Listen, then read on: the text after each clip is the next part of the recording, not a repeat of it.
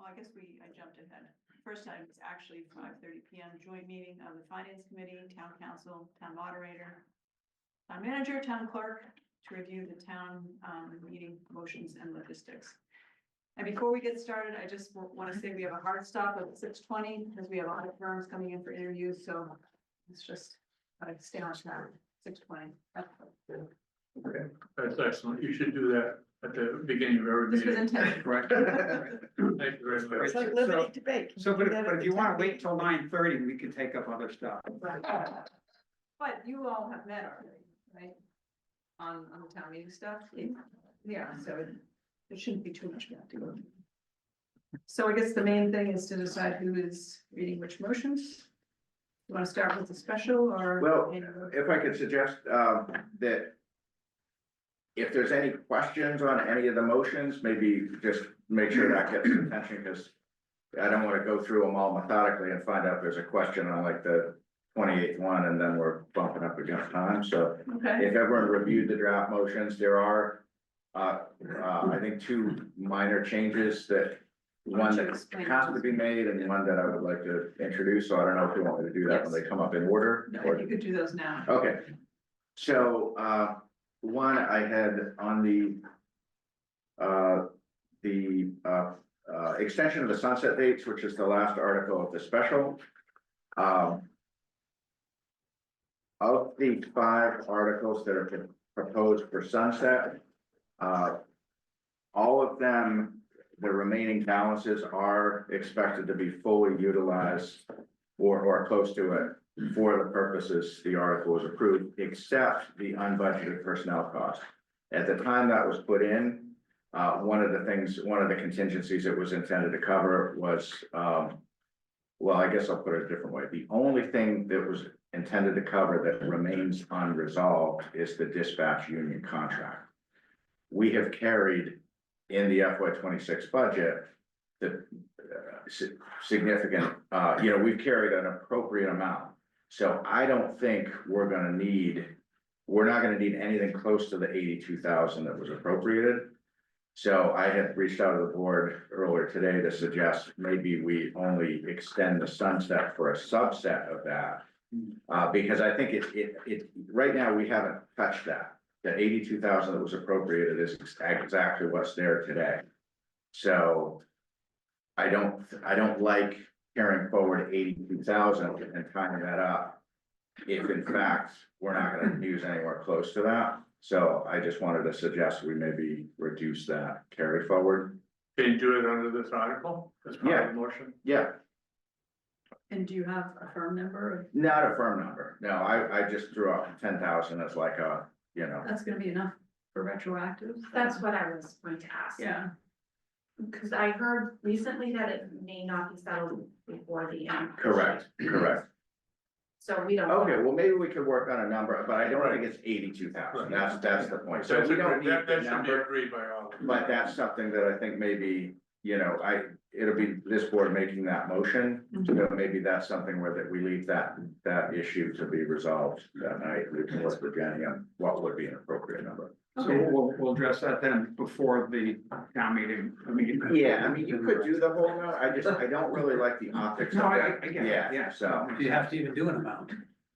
Well, you do, because it's gonna carry, unless we specify a certain amount, it's gonna carry forward the full unspent balance, which is the full amount that was appropriated. Which you could do. To answer your It just question, yes, cuts you that. could. Yeah, you could, yeah. It'll kick back eventually when you don't use Yeah, it. well. What's the difference? Yeah, but it's another whole year. It was more to me as I was going through this, and we have another one for FY26 for 50, which was set based on FY26 potentials.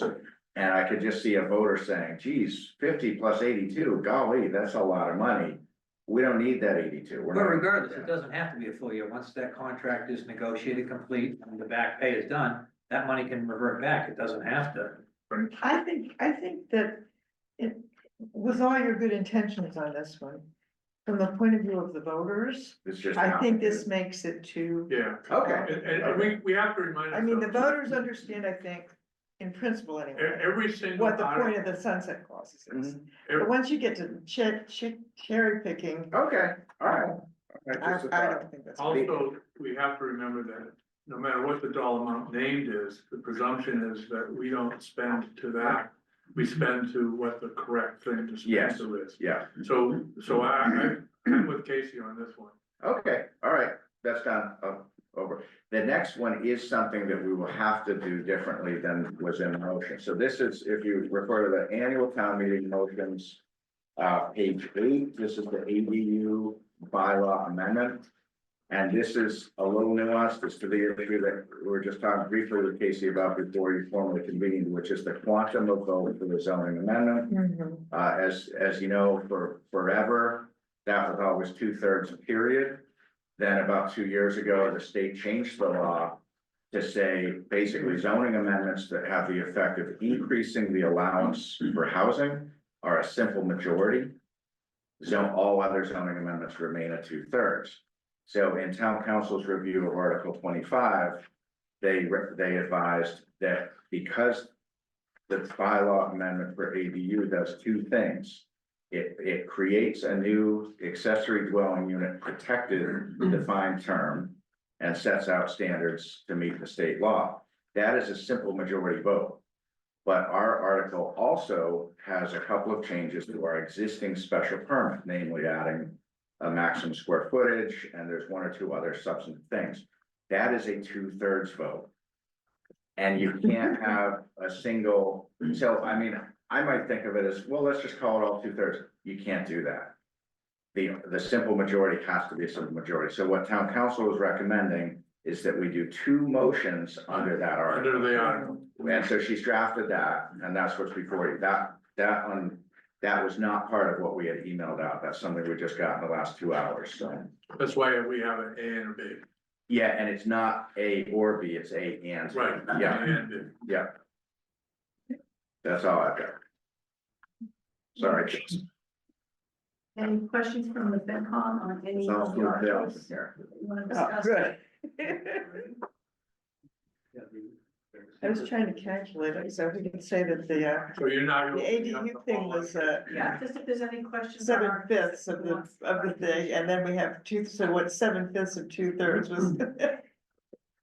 And then So you try to do we have calculate. any questions over here Oh, on that? maybe one, I mean, to me, the one that I think is gonna resonate, and I think it's no secret, the one that's gonna draw the most people in and be the most controversial of the MBTA communities, housing.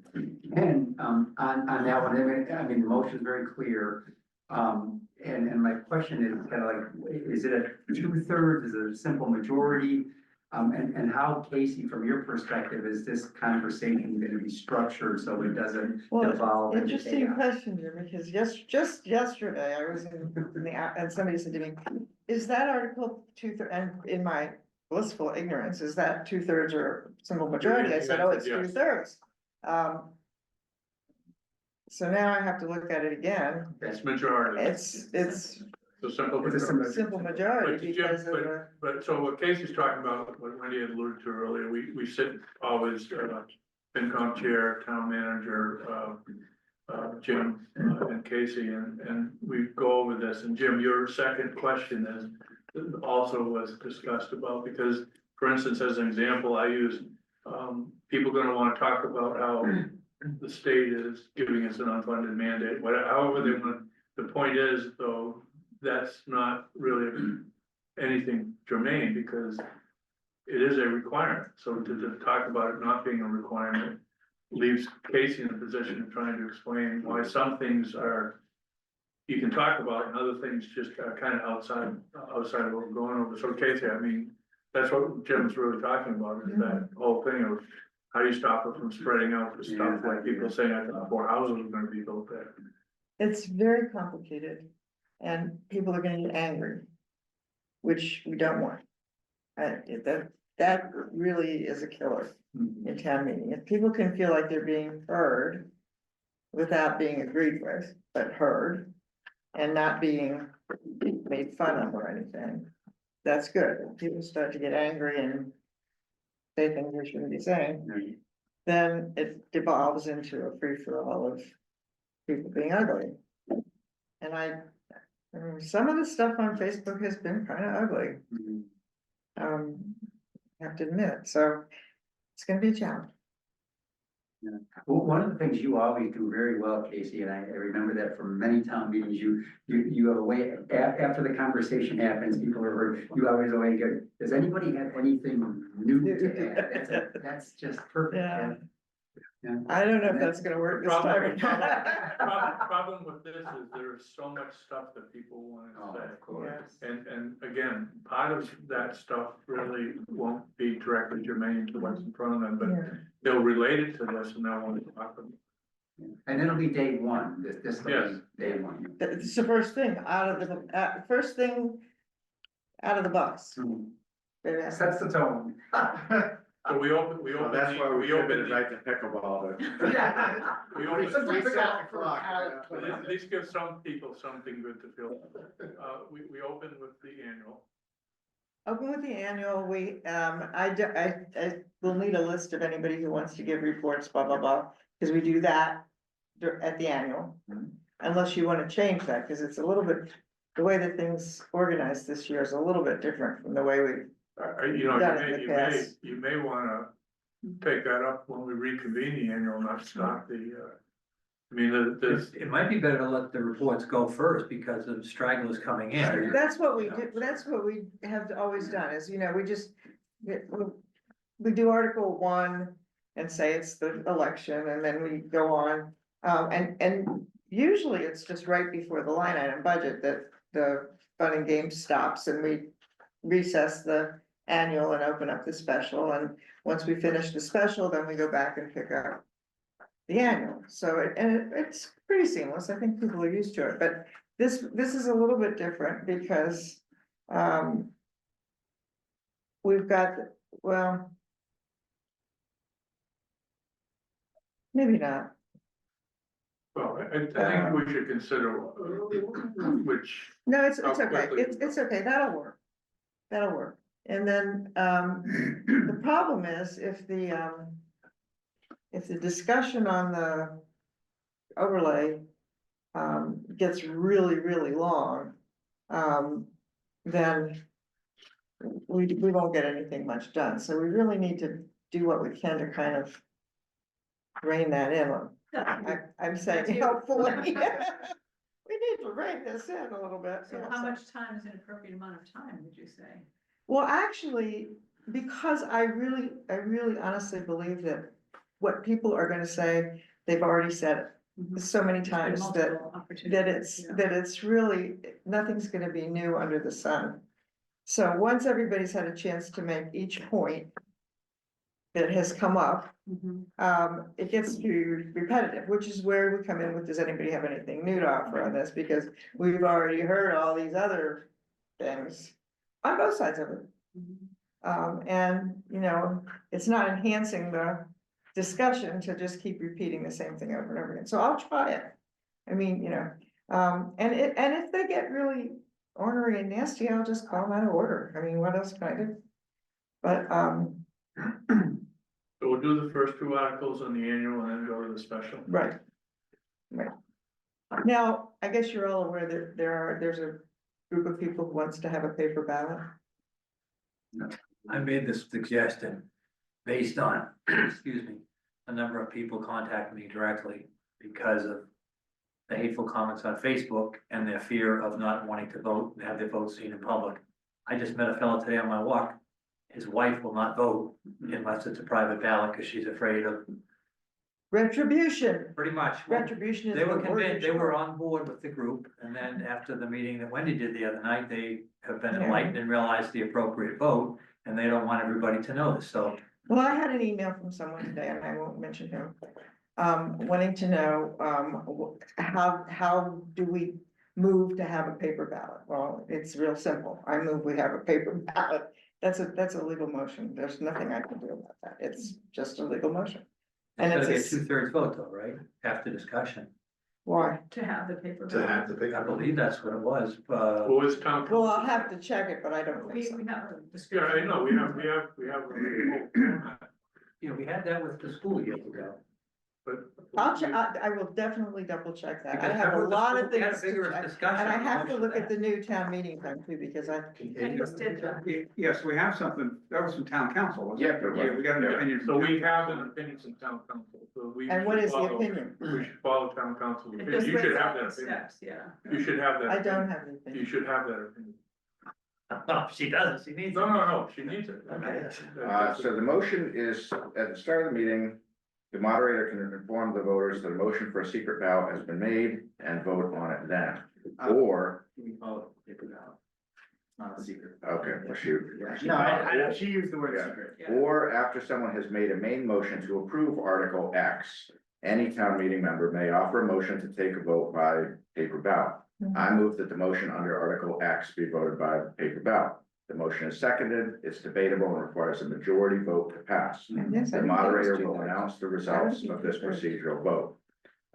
And it goes on kind of in detail, and it's funny, I texted Rebecca when we were meeting and asked for paper copies, and Yeah, we never got it. apparently we never got it, because I did intend to get. Well, them. anyway, I responded to this. But you can person. get them out by email tomorrow. Yeah, I got it right And here. so we should also be aware of that, because we should be, we're speaking mostly logistically, I think, because I think the warrant's in great shape. I think logistics are more of an issue this time around than the warrant articles.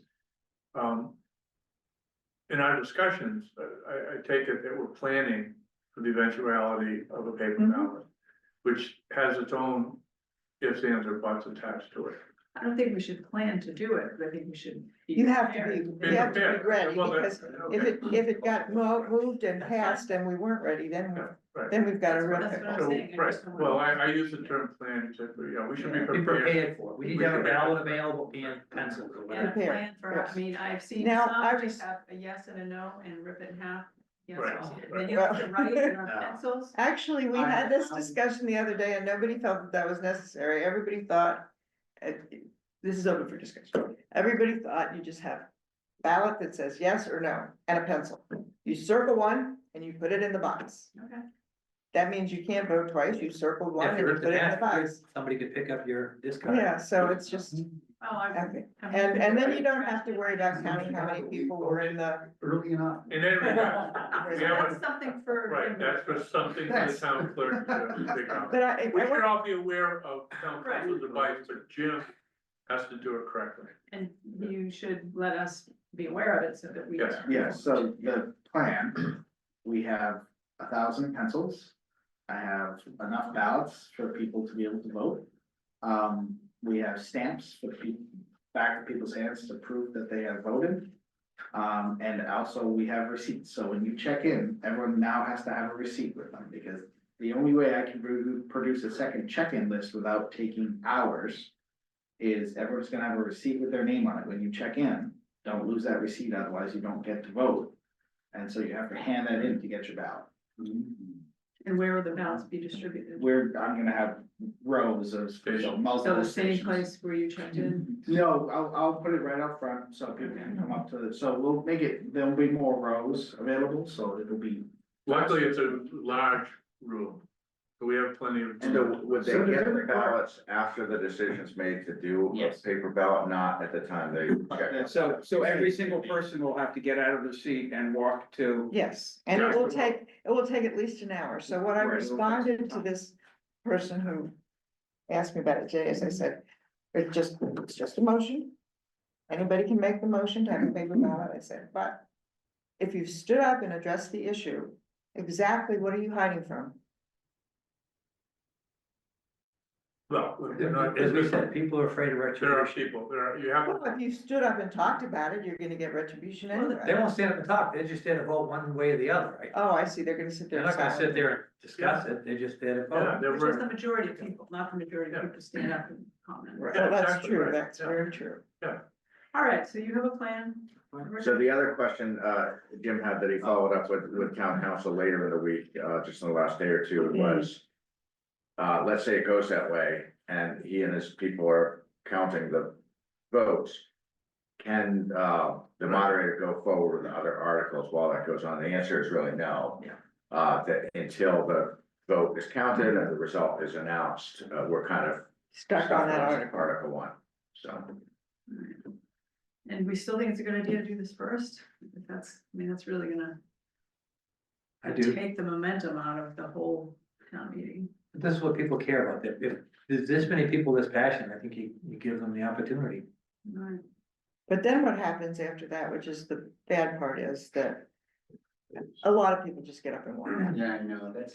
Proving that they had no interest in anything to do with the town, except for that Well, it's one nice. issue. Think how fast the rest Yeah, of the but meeting goes. we're able to hold town meetings without stuff like this in the ballot, so the 90 people needed aren't. We're not gonna lose so many people. We're not gonna lose too many people, yes, it's annoying. A lot of people, if they have the inertia to get to the meeting, they'll stay there. If they've gotten that far, even if they really otherwise wouldn't be there, if they've gotten that far, they're not, you know, some people will go. But the 90 or 100 will stick. Right, yeah. By the way, Plus pickleball's next. so talking about process, are we for gonna meet again next week just to revisit any of this stuff? Remember, we had talked about Wendy, you and I and Casey reconvening next week just to have one more pass at it? I'm available, so it's up to you guys. Well, we've kind of been expecting it, yeah, so I'm up for it. I think we're gonna have to, I mean. I have a request that, you know, obviously I was, not aware of the, change in the voting for the 2/3 thing. If there's anything else you can think of that I should be aware of, but may not be, please let me know. Those things crop up on me every now and then, and I go, oops, that didn't work. Yeah. So, and I have to go over the warrant again, because I was marking where 2/3 are. It's written on the motion. So I have to, Parentheses. well, I didn't have the motions. Yeah. at the time. Right. I was just reading Right. the warrant. Yeah. So I need to understand that better. What constitutes, it's gonna improve the housing numbers or stuff. I think it's. For practical purposes for this one, it's the ADU portion of the ADU and it's the MBTA. Yeah. But we'll send you the complete, Yeah. so that for future zoning amendments, you'll know that, but for the, but. The ADU, that's the one with all the little bit of houses all over town. I'm sorry. Can I ask a procedural question? When they're counting the votes, could they be giving the committee and town report? They the could. gap? Yeah. There's nothing wrong with that. Yeah, Okay, so that would be the That's preference. actually, that's the Maybe way we to should do it. agree on that. yeah, I think that's a better idea. So how would we do that if town reports is Article 2? Well, that's a different, yeah, that's it. I mean, It's already if you open can't, prior, that's going into special. And it stays open the whole time. You It can just just stays say, open, so they, yeah. But if people wanna get up under Article 2, maybe we just make the But request. the request that they wait till after. Article 2 was on the annual, which we recessed. So why don't we recess after the warrant, before Article 2 starts? and then- Recessed, okay, where? Say it again? Instead of going through Article 1 and 2 on the annual, Right. just go do Article 1 and then go to special. Yeah. This is a detail that you can look at. Yeah, we can look at this. We'd have to encourage people to hold off on the report. till after. Well, yeah, I mean, people are typically, it's asked that people identify beforehand if they're gonna be giving a report, so, you know, if they've reached out, then it's easy to tell, to ask them. Outside of this room, only one other committee has asked to make a comment so far. We're still. Great committee.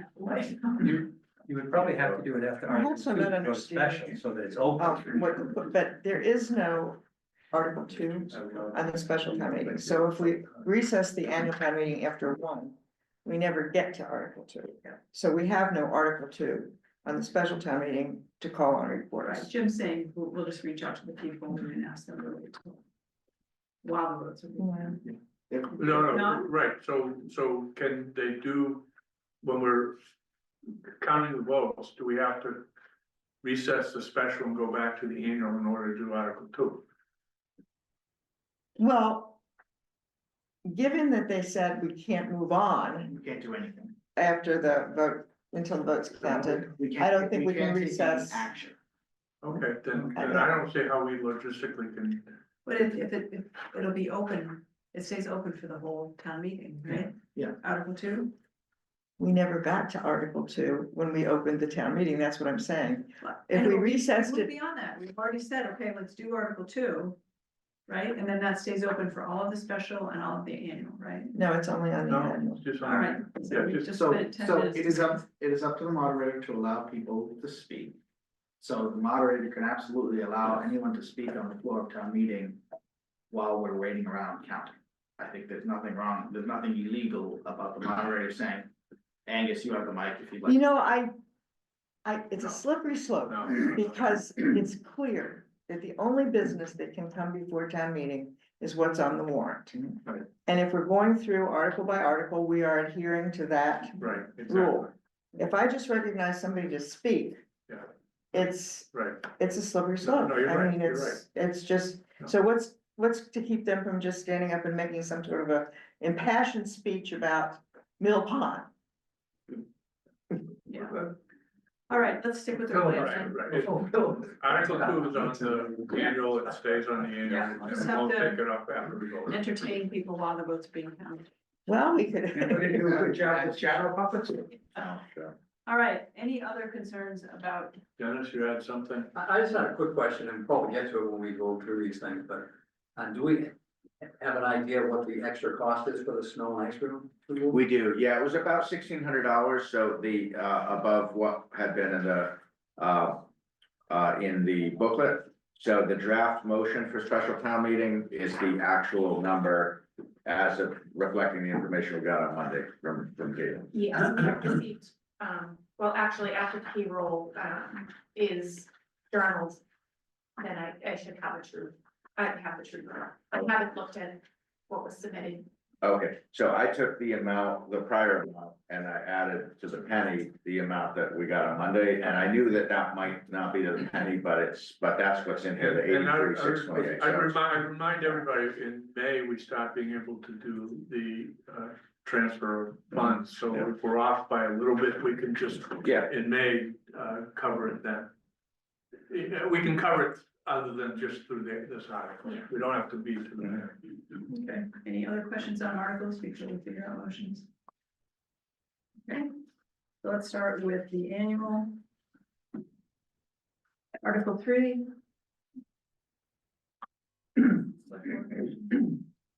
We'll just go to order. Sure.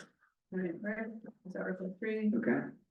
Chris is Article 4, Are you saying who's doing these? yes. Yeah. Oh, okay. Yeah, Who did you say about 3? I'm doing 3, Chris is doing 4. Wendy's gonna do 5.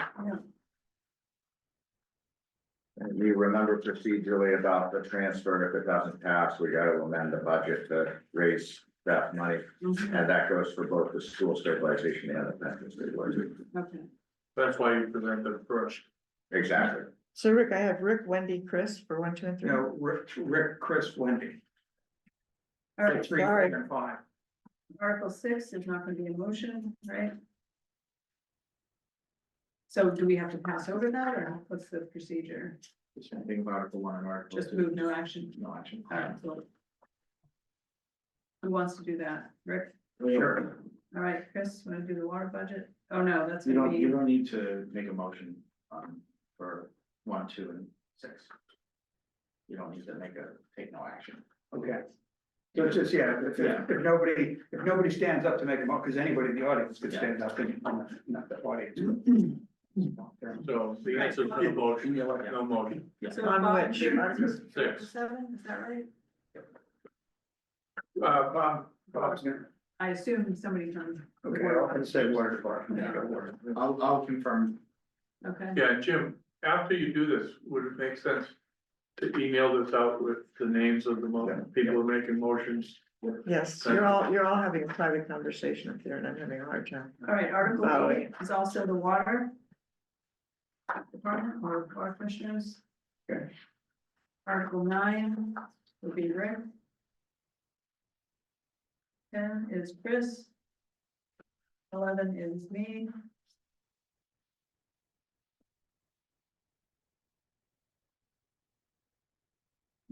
Revolving funds, that's select board, right? I don't have. to- Yep. Okay, Rick.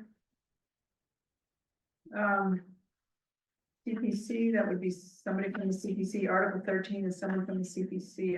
Do you remember who volunteered, I guess? He's I heard one. What's that? Was it these homes? No, I have it in my CPC notes, but, I'll get it to you so you can, Okay, same with Article 14. that was someone from the trust, right? Or, oh, no, CPA, right. School stabilization. the- Capital. Would be Rick. No. Oh, did I skip Chris? Yeah. Yeah, Chris, you're 15. 15, I wish. Yeah, Article 16 would be Dane. 17 is Rick.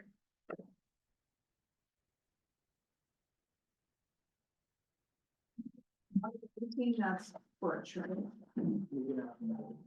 Yeah, I think he'd be happy to do those. That would be good. Okay, so 18, 19, Both place. Yeah, and then police cruiser, I think we're back to the board. okay, and where are we going off? Me. So Chris. Chris is 20, are you keeping up, Casey? I mean, Are you keeping up? Sorry. sort of. Jim is taking. Jim is gonna send me the true thing, so. Yeah. All right, I'll take 21. Article 22, I've offered the motion to the ad hoc group, but they haven't told me who it is, so can we just have it, they'll be doing it? Animal bylaw, Rick? Yeah. I know that's the only thing that's fine. Hopefully, you know what, I was gonna say, wait till they see what motion makes. All right, I'm good with that. is that select board, I guess? I don't think that's- Yes, it is, yeah. Okay, so that would be Chris. And ADU, is that? Planning board? You can do it. You could give it to planning board, or you. How was it in the article? I mean, in the warrant? Very premise of, In terms of who's listed as the by Right, request, yeah. yeah.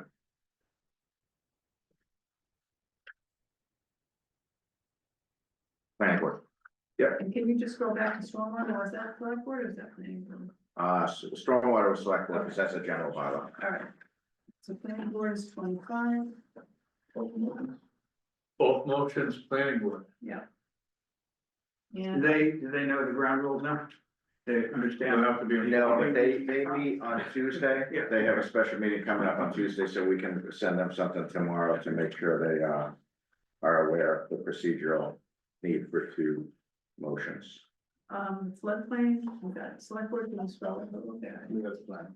Yeah, that is zoning. Yeah, that's planning as well, And then that is also. yes, yeah. Okay.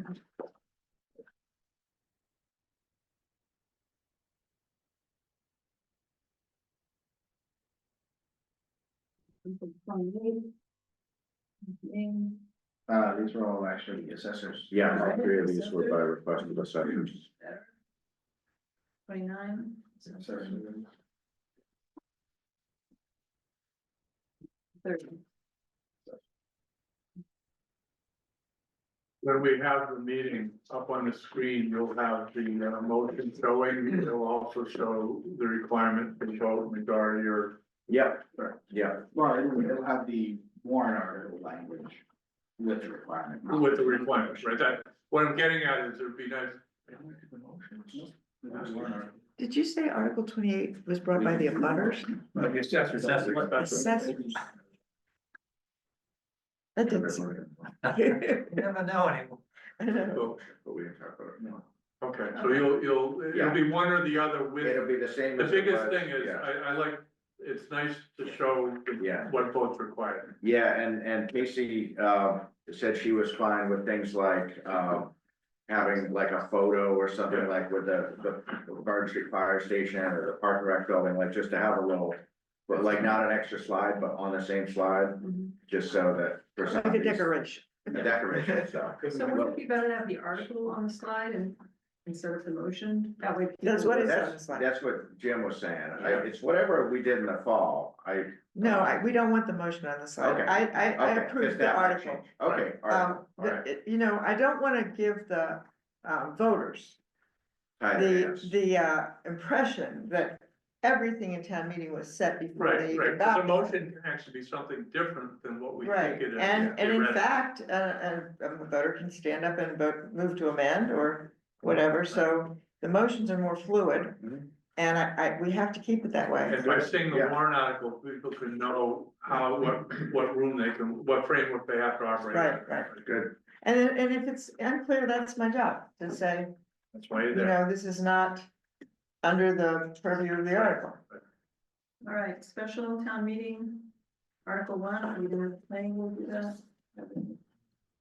No?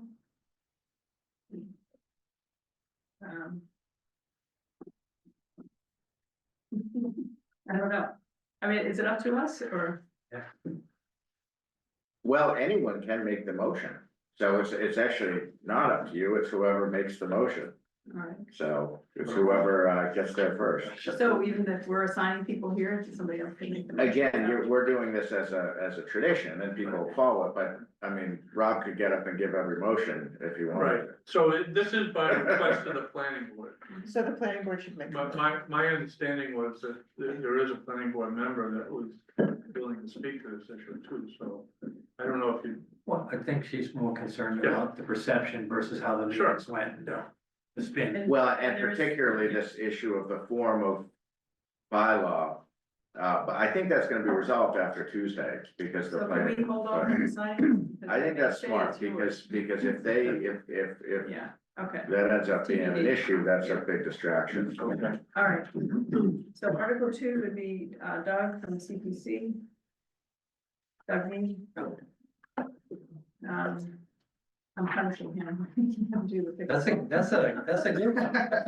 Everybody loves Pickleball. Unless you live next to it. Ah, All right, he's fine. He lives next to it. Article He 3, does, but he's far enough away, he's good. Yeah, there's no one living there. Page School Gym, who was that, Angus? Who brought that? I believe that was under select Select board. board. Okay, Yes, yeah, all right, so I think we're on me.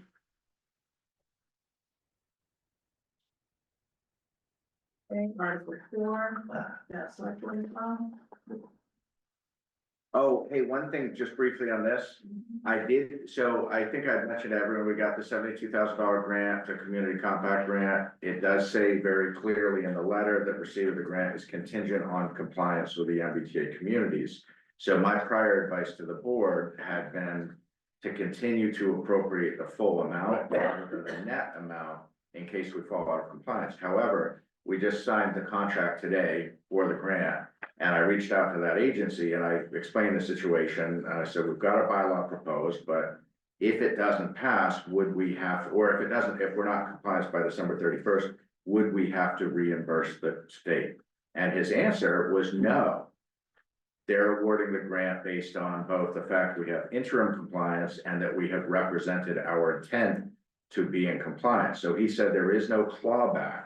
So with that said, we could have the motion be the net amount, so this minus 72,000. So I think we should go that way. I think we should too, Yeah, it makes yeah, sense. Well, it also shows you going after grants and getting them, and that's a good thing. And this is Exactly, one that so- if we don't do MBTA, this is one that you would have. Come with us. right, we would have to give it back, but in a future round, we wouldn't get it, but.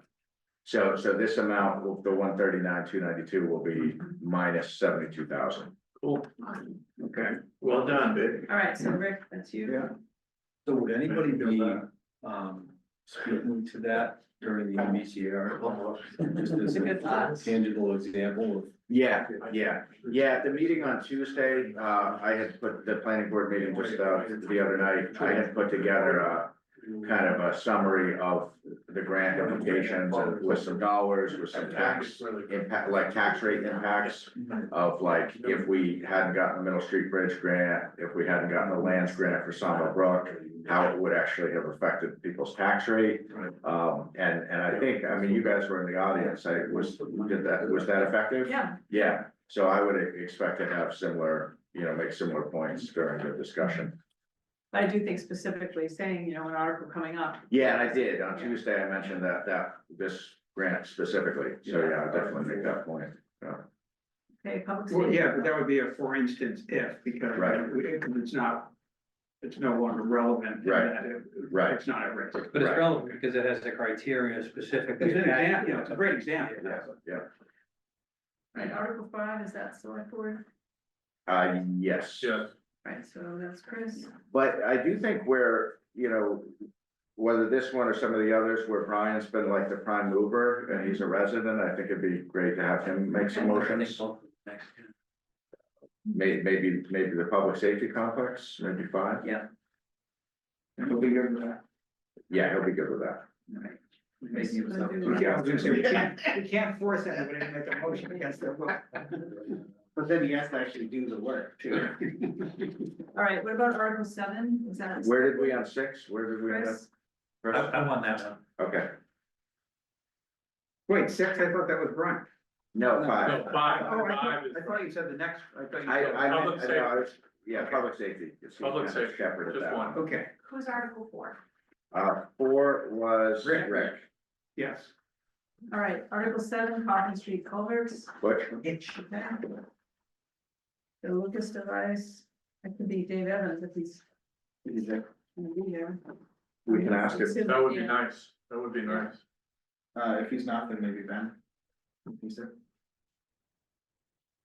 Cool. So we'll just say, right, or fire engineers. Yeah, but I'll be the backup in case. Right. They're not there. Right, Article 9, page school freezer.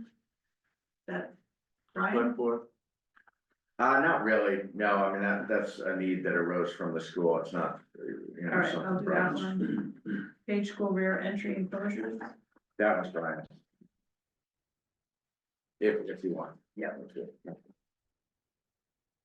Garden Street would be that as well. It is, Dynamics with Brian. Article 13, Brian. Well, he's gonna be doing a lot. yeah, I do wanna say, I do think, you know, there is gonna be concern from the water commission as to the 50-50 split, so. So do you think they should do it? No, no, I just want everyone to be aware that that might end up being a discussion yeah, item. that might best be done by the select board, not Brian. Yeah, that would be That, good. that one, So, I would avoid, yeah. Yeah, So that was discussed with Bob here, but we. Correct. so Well, not by. not by the water not by the commission, water correct, yeah. All right, and plus, that was the first time they heard about the split, so, you know, they like to ruminate about stuff. Yeah. Yeah. all right, Rick, you would be at Article 13. Article 13. the water. Okay, The park and rec demo, do you want that to be Brian? Or is that Chris? I'd say maybe a board member. All right. Yeah, Well, we don't think anyone has sentimental attachments to the building. We might find out we're I think wrong. I think that's the best article here, I think that's a fun article. I don't get to do the demo. I was gonna say, there's no information, that's not. I have some sentimental I do too. memories. My little brownie troops. So you can have a brick from the building. Exactly. Article 15 is me. Fire department study, is that select board? That was fire, I believe. What a fire engineer. Well, it was, but, it's in here as select board. It's in the Okay. warrant as select board, So- yeah. And that additional language that was recommended by town council, just to be really clear about what the scope of the study is, so I thought that was an improvement.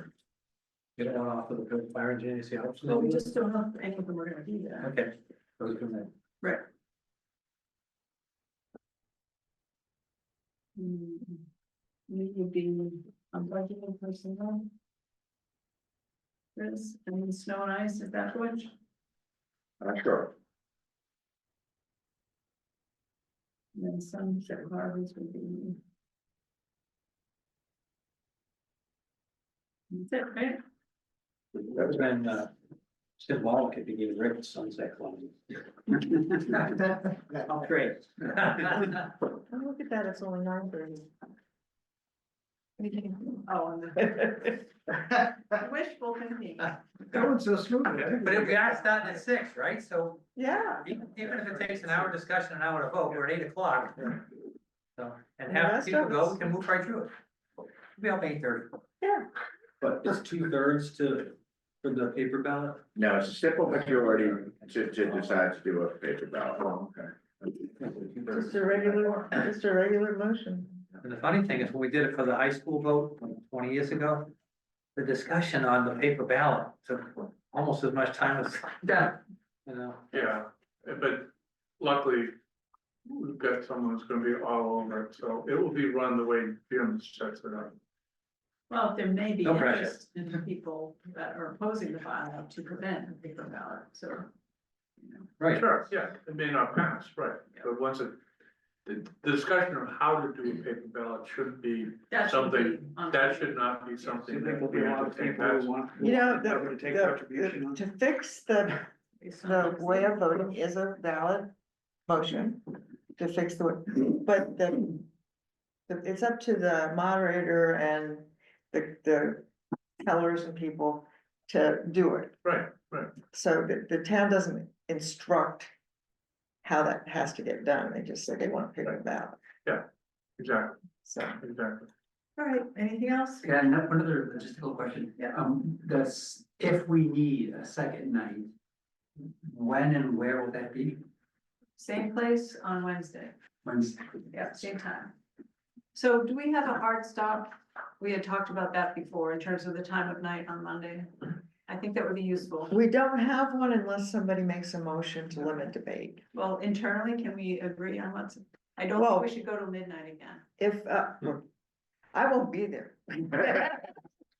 That'll be the end of May. It'll be helpful to know ahead of time so that we can all Well, be so aware. what are you proposing to do about it, though? I mean, Just have an internal understanding. Yes, among absolutely, chickens, 100%. well, yeah, but what, I mean. You- What if there are 4 articles left? And they're pretty simple Someone articles. like the moderator has to take an educated guess as to how long it's appropriate to go. If we're 4 articles away at 11, that's different than being 4 articles away from midnight. So I say we should acknowledge that going too long is bad under all circumstances. That's already been agreed on. Yeah, well, yeah, there's something I don't understand, so if there's no motion to limit debate or whatever. How do you enforce a hard stop? I mean, Somebody would have to make a motion, but I'm just saying. in Oh, terms okay. of so you're saying that one of the select board or somebody would make a motion? If to we adjourn? are in agreement about what's an appropriate. Well, you're time to voters, stop. you get to make motions, Right, but So- I don't Yes. wanna, Right. and the finance Right, committee. so your point is well taken, if we're all gonna avoid answering it anyways, but, all right, fine. no, I'm with you, I think we I think should. 10 o'clock would be an appropriate time to reevaluate where our. Exactly. To reevaluate, yeah. At 10 o'clock, but you would reevaluate what's If there's no left, clear path to wrap up by 11, you wrap up. something like that. If you That's want my right. opinion, yeah, I can just go like that. If there's only 20 or 30 minutes left, we probably don't want Yes, to come right, back. we're all with you, that's exactly right, if it's gonna clear by, I like the way Chris said it, it's gonna clear by 11, it's not gonna clear by 11, let's come back the next night. Yeah. By the way, how much time do we have left? 1 minute. Not much. Not much, so, I thought they were coming okay, back so, at 6. so we're meeting in a gymnasium, and we're gonna have people sitting in bleachers, sitting And on. chairs. And chairs. And chairs, Yeah. no, right, so there's gonna be. UIC. Right, so it's gonna be a little bit also of making sure people are at least not spread out over the entirety of that large room. When you set us up, remember, we like to be able to look left to all of you guys, but look right to the audience. We don't wanna not be looking at you, I hate it when you're behind us because, so anyways, just remember that's how we like it, but the other thing is, there's gonna be a little bit of getting everybody to group and not go to the back wall, Or the bleachers may be full. perhaps. There will be over 300 chairs on the floor and there will be bleachers, so, Yeah, but the bleachers is like, no, I totally agree. We want people grouped Yeah, for the we- tellers to be, and for you to be Right. able to make we want Right. people. I think I should be involved in the setup. Yeah, absolutely, yeah. and Casey's gonna be sitting higher than the rest of us, just so you'll know, she's gonna be sitting there. On the throne? Very, Up on the on her throne, very comfortable. If you're gonna be there all day setting up chairs, you might as well. let her. I'm glad to hear you're gonna be there for setup. You feeling strong? No, Wendy and board, I can't stand Oh. for the entire meeting because I have a very bad problem with my spine. And my surgery is March 12th, or not March, May 12th, so I So may, you're gonna have a tall chair. I just have, so yeah, I know it's probably vanity, but I'm short. I didn't wanna be sitting in a little chair. Oh, yeah. It's like, Yeah, it's right like- now, you're below everybody else. Yeah, It it's doesn't like- seem appropriate. No, this, I'm the moderator, I shouldn't be sitting in a little chair down below everybody else, so we're gonna work on this, but, So the large chair is already, we know there's gonna be one available. yeah, well, we don't. Jim's on it. Tall chair. Jim's on it. Tall chair. Not All right, much. folks, we need to wrap up. Yes, thank you very much. Appreciate it. Well done. I'm glad Chris intervened and got us the true answer about how we're going to know when to end. I always can count on Chris. You can To count cut on through Chris. all- Absolutely. Yeah. Guys, you all set? Yes, motion to adjourn. Motion, yes, please, everybody, go ahead. The new Thank you. parliamentarian. Yeah. Yes, thank Vice chair and parliamentarians, do we have a second? We're adjourned, thank you. Appreciate it. All right. Thank you, Casey. Look here, you got that done in time. Just about, yeah, so we are joined by, Jim Petrowski with Clifton Morrison, Allen. And, Jim, just bear with us for about a minute. We, are just wrapping up a joint meeting with the finance committee and they've just adjourned. The select board remains in session, so, we're just about ready to give you the floor.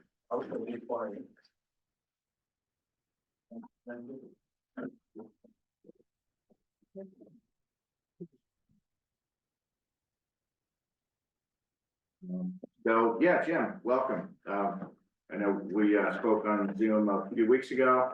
And so why don't we start with introductions and then we'll invite you to present your proposal and then the select board, if they have questions, can ask questions. So you and I met, I'm Angus Jennings, the town manager. Hi, Jim. I'm Wendy Reed, the select board chair. I'm Rick Parker, select board as well. And Chris Wild.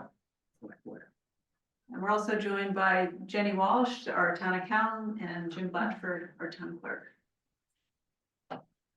Awesome. Jotting those down. Thank you all for having me here. Angus, can you hear me okay over there? Yep, you're coming through great.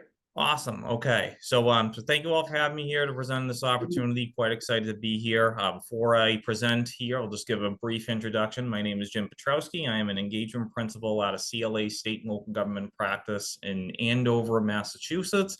I've been with the firm my entire career and have served state and local government in Massachusetts and New England my entire career. Fortunate to serve many municipalities across the state as well as the Commonwealth of Massachusetts and also the state of Vermont. So very excited to be here today to present on this opportunity and look forward to presenting.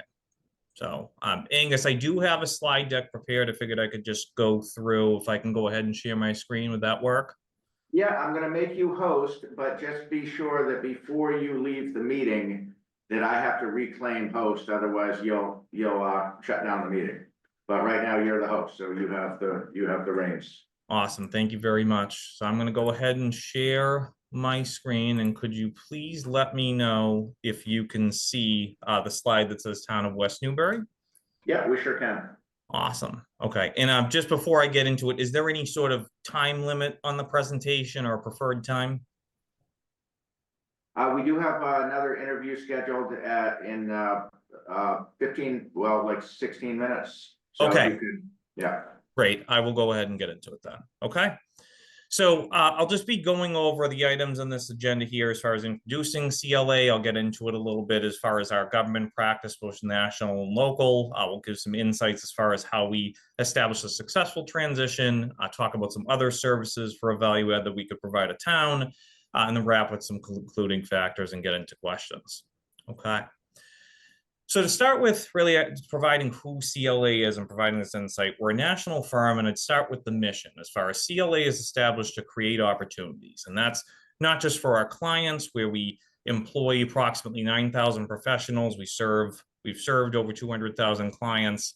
We will provide those opportunities through our service. We also create opportunities for our people in the sense that we have an excellent retention rate of our staff. We keep our teams committed and industry specialized. We were recently established as a great place to work in January 2024 and again in 2025.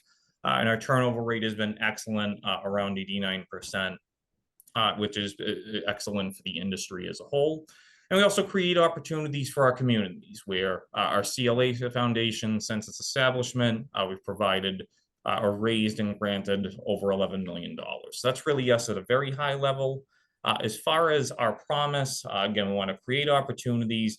What we seek to provide optimal service within is our strategic advantages, mainly our deep industry specialization. So essentially, our people, not only just our engagement team, but our entire state and local government team, we're passionate about the services we're providing. We put people in areas that they're passionate about. They tend to stay with us longer. They build better relationships with our clients. It's the old saying, pleasure in the job puts perfection in the work. And we want to keep our folks happy in serving our government clients that we enjoy doing. Now, our seamless capabilities, I just want to speak on that. While we have an experienced established assurance team, we also have an outstanding outsourcing team, which in the event there's a question or an issue that our audit team can't answer, we lean on that outsourcing team heavily. They work with nearly 100 governments across the state and day-to-day operation issues, whether it be reconciliations, capital assets. So they've really seen everything under the sun. So in the event that there's a question an audit team can't answer, that's what we lean on, that seamless capability of our outsourcing team. Again, connectedness of our firm, our local teams interact very frequently. I interact with the outsourcing and assurance leadership on a weekly basis, but we also interact constantly with our national folks as well. So to give some insight on national practice, we've served over 4,200 governments across the country. Our team employs over 600 professionals, and our services generate approximately $175 million in revenue. So we're one of the largest government services providers in the country. With this said, we seek to establish a local feel to a service where we keep our local teams working continuously with our local clients so that we can build that local expertise. Now, in addition to our national experience, we also audited the largest volume of single audits across the country. In 2023, we audited nearly $229 billion. Included our team are our national folks who work with standard setters, the federal inspectors general, to make sure that we can keep our local teams up to speed with the issues that can impact our clients from a federal funding perspective. I spoke briefly about our Massachusetts practice, but again, we serve over 120 Massachusetts governments annually. The Commonwealth of Massachusetts is a client of ours, and our local team consists of over 40 professionals. And that's not just our assurance team, but we do have a very strong outsourcing team that works with a variety of communities across the state. Our connectedness between our assurance and outsourcing practices allows us to gain insight really on both practices to find out which issues are impacting our clients from both the assurance perspective as well as operational, so that we can share that collaboration and make sure that we can address any issues with our clients as effectively as possible. That comes through our Massachusetts expertise. In addition to our local practice in Massachusetts, we do have industry connections, these national standard setters. What's not presented here is the Massachusetts Society of CPAs. We do have representation at the society who meet on a monthly basis with the governmental quality community in Massachusetts to talk about any issues that are cropping up with our local governments. So to speak briefly here, as far as the transition plan, we want to start with proactive planning. That's going to be our upfront discussion with management. We understand this is an undertaking. The previous firm, my understanding is they've been there for quite some time. Want to have that upfront conversation, talk about any initial concerns and make sure those are ironed out clearly, and also establish a cadence as far as communication for the rest of the audit. Now, another communication tool we want to use, we have a document portal, which essentially acts as a visual transparency method in terms of we provide an electronic method for all the audit requests to go up to. Those will track the progress, the due dates, and they actually send automatic emails when the items are coming outstanding. One of the other benefits of the audit document portal is that in the event those items carry forward to the next year, the prior items are stored so that if there's a specific report that management needs to refresh themselves on and what we asked for, you'll always have access to that prior item on the document report. And again, taking an experienced team, our team working with the staff at Town Hall, it's not going to be our newer associates, we want to keep the communication to the management and principal levels so that we can communicate the questions more clearly. And a year-round commitment, really the theme here, as far as our commitment, is that our audit doesn't stop when the audit report's signed. We expect communication throughout the year, and we want to make sure that if you do have questions, please reach out to us so that we can square away those issues, keep things up and running to make sure that the town's running optimally at all times.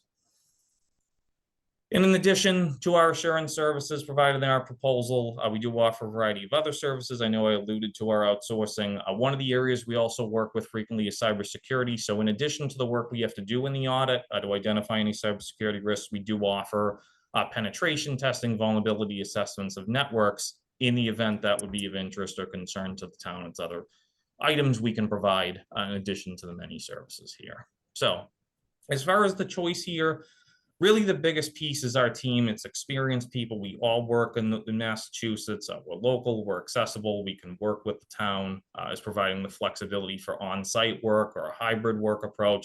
And our experiences are driven in Massachusetts local government, where this is who we enjoy serving. We work with a variety of communities in Massachusetts, and we stay abreast of the issues that are impacting them. And through this, because we're passionate about the work we do for local government, it keeps our teams consistent, it keeps our turnover to a minimum, and it keeps our folks working on projects that they're passionate about. That's going to help build our relationships with our clients over time. So I've tried to keep it brief. I will open it up to any questions of the board or otherwise on the proposal. Let's start out, Angus. No, I had the opportunity to speak with both firms a few weeks ago by Zoom, so I felt like I had a level of comfort with either of the firms. Okay. Chris, do you have questions? No. Okay, right? I did not have anything very specific. I guess the one thing I wondered about is, and this is kind of a general question, is there, are there any typical problems that you would look out for when you first engage with a new client? In terms of how, how they handle their financial systems? I will say that the most frequent occurrence of issues that we run into during a transition, they mostly relate to GAAP financial statement reporting. So typically, we'll look at the financial statements, we'll perform our prior audit review, and look at the work papers that were prepared. Typically, what will happen is we'll see a financial statement balance that may be classified in a certain category, where if we take a better look at it or a deeper dive into it, we may determine that the transaction should be reported in a separate location or reported differently as far as how it was reported in the previous financial statement. So those type of adjustments where we look at it and identify certain things in our interpretation, they really should have been presented differently in the prior financial statements. That's what probably comes about the most as far as concerning items from the transition, in my experience. So you talked about, I don't remember the term you used, but I'm assuming it means a subcontractor outsourcing or? No. Okay, what was the term that you employees and something else? Outsourcing is the correct term, but that is not a subcontract. Those are employees of CLA, but it's a team that does it. We perform consulting services to our Massachusetts clients. So it's a non-audit team that they just work on special projects as far as getting other communities up to speed on reconciliations or state reporting. They're dedicated entirely to just helping our communities that we work with operate efficiently, and they don't do any work as far as audits are concerned. Okay, great. Jenny, did you have any questions? No. Okay. Anything from the?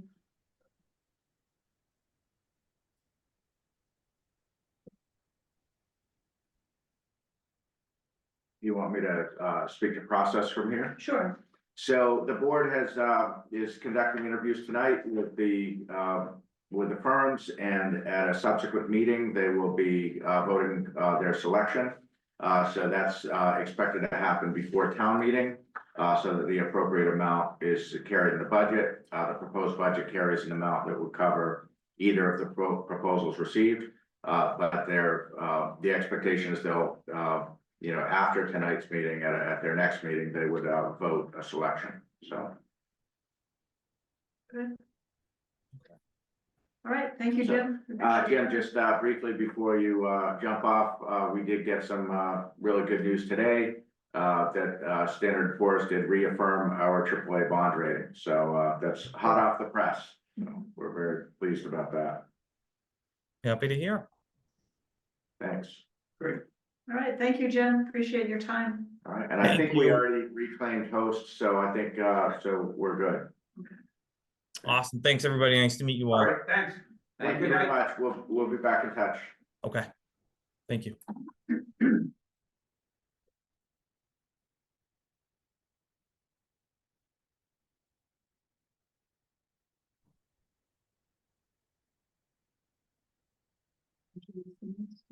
Sure. So Rebecca and Renee, the floor is yours. I know we'll start with introductions. I'm Angus Jennings, Town Manager. Wendy Reed, the select board chair. Rick Parker, select board. And Chris Wiles, select board. And we're also joined by our town accountant, Jennifer Walsh, and Jim Blatchford, who's our town clerk. Great, thank you. And can Rebecca have access to put up a PowerPoint presentation? Absolutely, yeah. Okay. I will make you host right now. Just Rebecca, before you leave the meeting, be sure to let me reclaim host so that you don't inadvertently end the meeting. Of course. Thanks.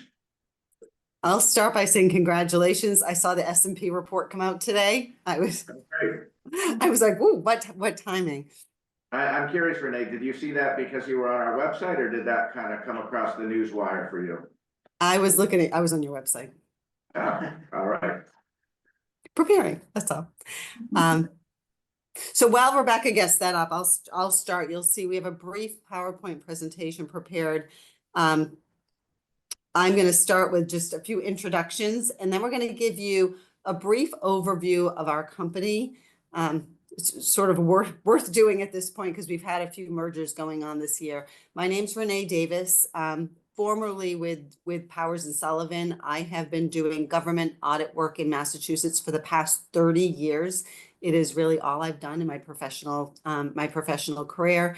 At Powers and Sullivan, we focused only on Massachusetts. So really, I've spent the past 30 years doing nothing but Massachusetts, cities, towns, school districts, retirement systems, authorities, etc.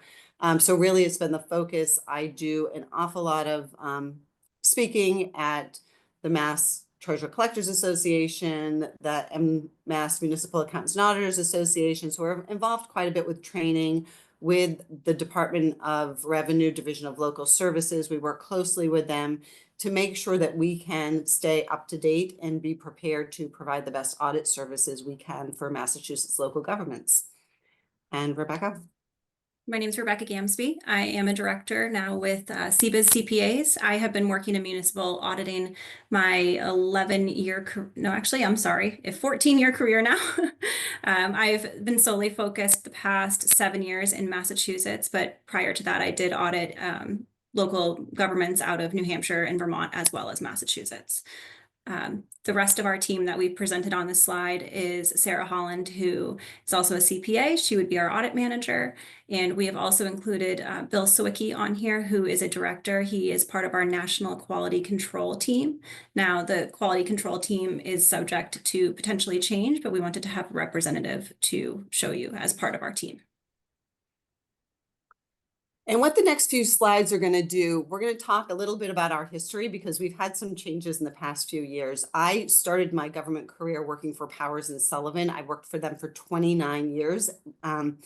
As of last, I was a partner for the last 10 years of that, at least 10 years of that, maybe a little more. Powers and Sullivan merged last February. So a year ago, February, we made the decision to merge with a national firm for a lot of reasons. So February 1st of 2024, we merged with a company called Markham. Markham had previously, the year before that, merged with another local firm, Melanson. They were Melanson Heath. Melanson was the name when they merged. Melanson did a lot of Massachusetts as well as New Hampshire government audits, New Hampshire and Maine. So we merged in basically 3 pretty large government practices together in the past year. November 1st, Markham merged with another very large firm, CBiz, and that's where we that's where we sit right now. So I just wanted to make sure sort of the Melanson, Powers and Sullivan, Markham, CBiz names fit together. We are now all one. And the only other caveat here is CBiz and CBiz CPAs. CBiz is a publicly traded company. So CBiz, you know, we're now the 7th, I think the 7th largest CPA firm in the country, very national firm. The reasons for that, we want to be able to provide services as a small 30-person firm. We just couldn't provide all the services our clients needed. As a national firm, we have resources available to us that we can provide, and we have already been providing to our audit clients other additional services that they were requesting and requiring. We have a much stronger IT department and a national quality control process. So because CBiz is publicly traded, there's an offshoot to that, or another firm called CBiz CPAs. That is who we would be working under to do your audit as a firm that can issue audit opinions. So the 2 firms work solely with each other, but they are 2 separate firms. So just want to make sure we make that clarification. So Powers and Sullivan, Melanson, Markham, CBiz, CPAs, all sort of now one and coming together to be able to provide government services. I will say one of the beautiful things about that is not only are we now a national firm and we provide we have that sort of background behind us and that support behind us, we still are the same 30 people. We've hired a couple more. So on our team, we're a little bit larger than that now, but basically the same 30 people doing Massachusetts local governments. I'm in the Boston office, but a bunch of us are out of the Southern New Hampshire office. We're still the same group of people. So you get that small firm feel. You would get that small firm attention. I would be the person that you can call with your audit questions. I'd be reviewing all of the audit work that was done. I'd be looking at all the financial statements. I would be the one presenting to you at the end of the audit engagement. So you have that local feel, the small firm feel, with, I have to say, the big firm resources. And can we go to the next slide?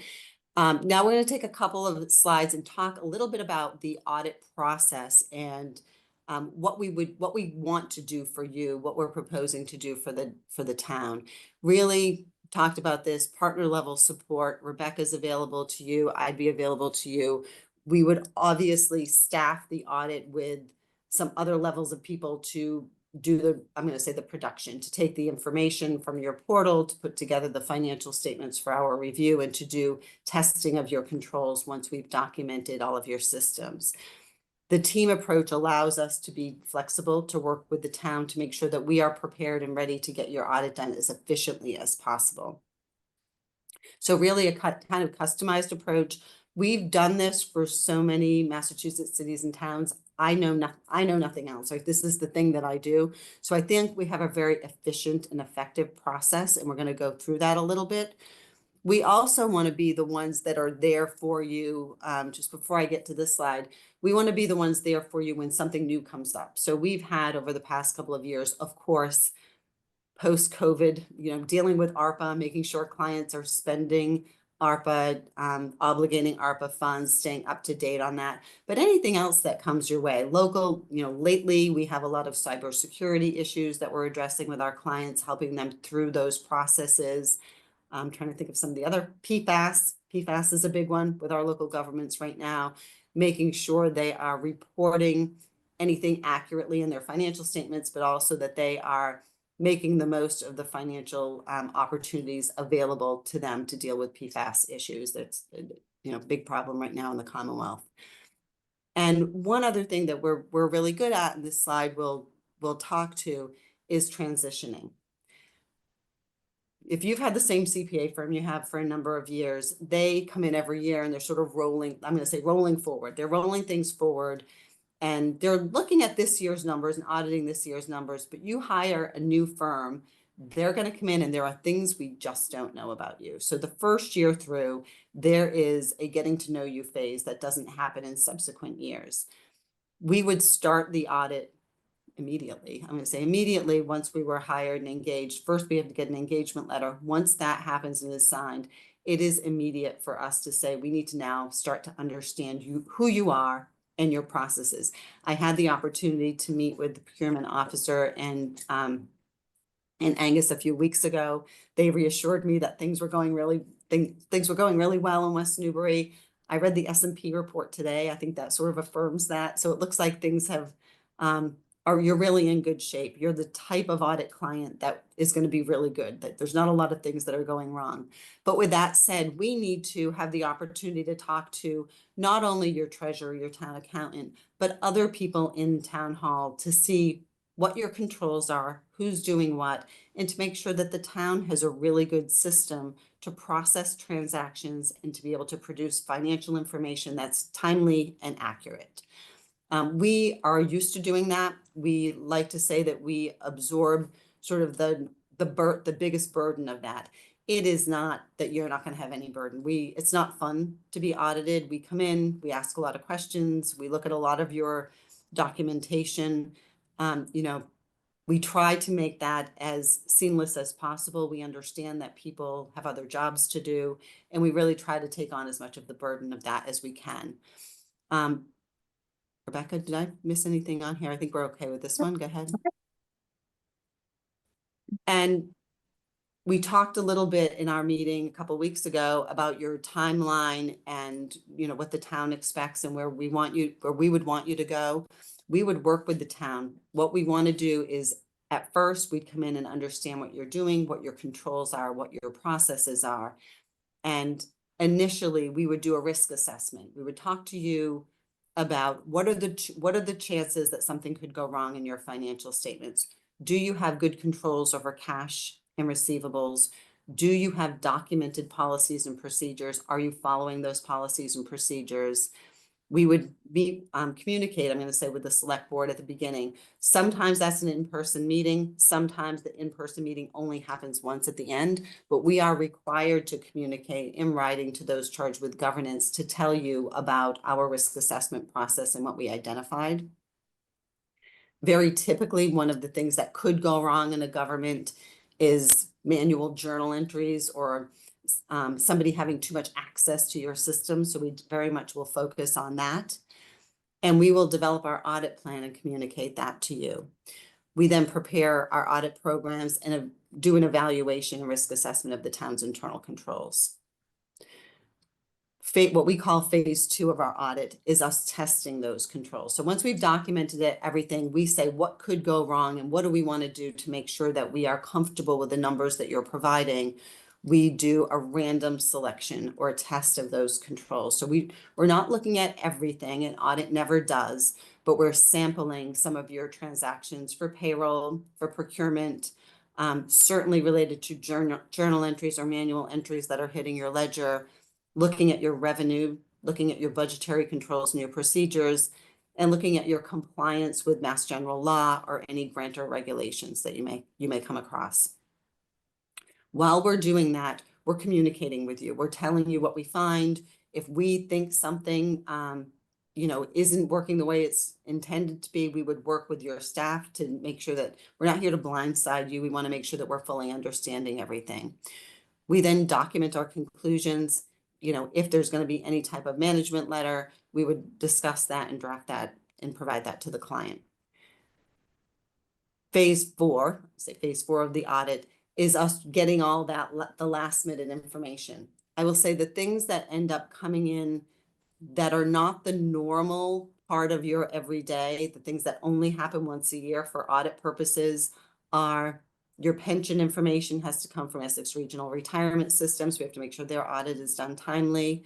Your OPEB valuation, you have to hire an outside actuary to give you the OPEB liability information. We have to test all the information you're sending to them to make sure it's accurate, and making sure that report comes in timely is an imperative. That's part of making sure the audit happens timely and we can get things done efficiently. And capital assets, sick and vacation accruals, trying to think of the things that only happen once a year that you book only for your financial statements. Once you have all of that information together, then we can get the whole report together. And us preparing your financial statements is really a non-audit service. It takes a big amount of time. It takes a lot of our effort and focus is putting the financial statements together. That's really not the audit. Those are your financial statements. We do that, and while we're doing it, we're auditing the information that goes into it. So the two things go hand in hand.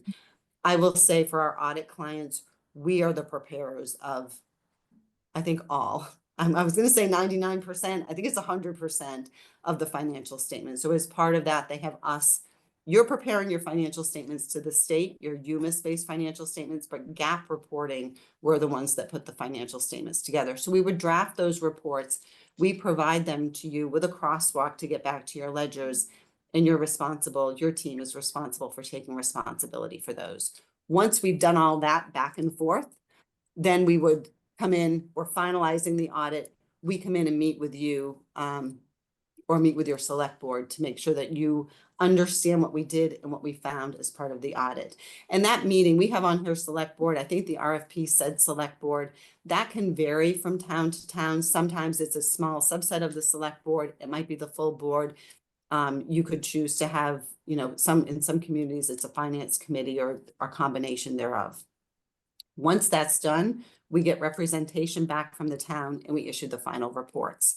So all of that work happens, and you know, the hope that it happens would start right away as soon as you have town meeting and you have an appropriation, and we could get an engagement letter, and it would wrap up really within, you know, all wrapped up within 6 months after the fiscal year ends.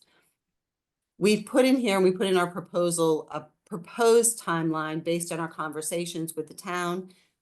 This is certainly could change based on the town's needs and desires. If you have everything ready, I believe they said sometime in September. If you're ready for us by September or October, certainly this would be all wrapped up by end of November or December. And that's really just based on the availability. Once we come in and have the audit scheduled, it goes fairly quick as long as we're not waiting for anything. And security is a huge part of our audit process.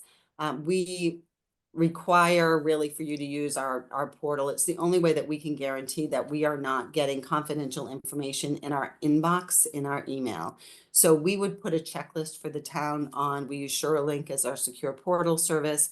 We would set the town up, everyone who needs access to it, the treasurer, the town accountant, the other departments that would be uploading information would have a list of what we're requesting. The beauty of this is it keeps track of what they've given to us and how much information is still open. So if you want to keep track of how much information has been provided or what's open to wrap up the audit, this is a good tool for us to communicate back and forth and to share documentation. IT, I think I mentioned IT at the beginning. You know, IT right now is it's a risk that we have to consider when we're doing an audit. What is the risk that something goes wrong in your systems and it could financially impact you? And doing government audits, this year alone, I had 3 communities that had ransomware attacks, and or one of them was actually just money getting wired to a fictitious vendor. So as part of our assessment of the town, we would get our IT department involved in doing, you know, it's really us asking a lot of questions and making sure that you have proper internal controls, training, and documentation over cybersecurity and over IT systems. I will say it's not my area of expertise. I'm, you know, I'm the debit and credit auditor here, but I know enough to know that you want to be protected and have good training of your people in place and have good policies and procedures. And communication is key. We consider ourselves not to be, we're not the enemy here, although nobody loves to be audited. We consider ourselves to be a resource. My clients call me all the time with questions, especially if there's unusual transactions that are happening, if they're stuck in some of their reporting to the Commonwealth, if they need assistance with that. We're here to help throughout the year. It's not, we want your audit to go efficiently and get issued timely, but it doesn't mean that's when we stop communicating. We're available to talk to you throughout the year. And it's the town's responsibility, really. If something goes if something goes off the rails or so there's some kind of question or issue coming up that would impact your financial position or impact your financial statements, you really should reach out to your independent auditors to get them involved. And we're always available to do that. So it's the planning conversations that happen up front throughout the audit. The end results get reported formally, but then we're always here to answer questions throughout the year.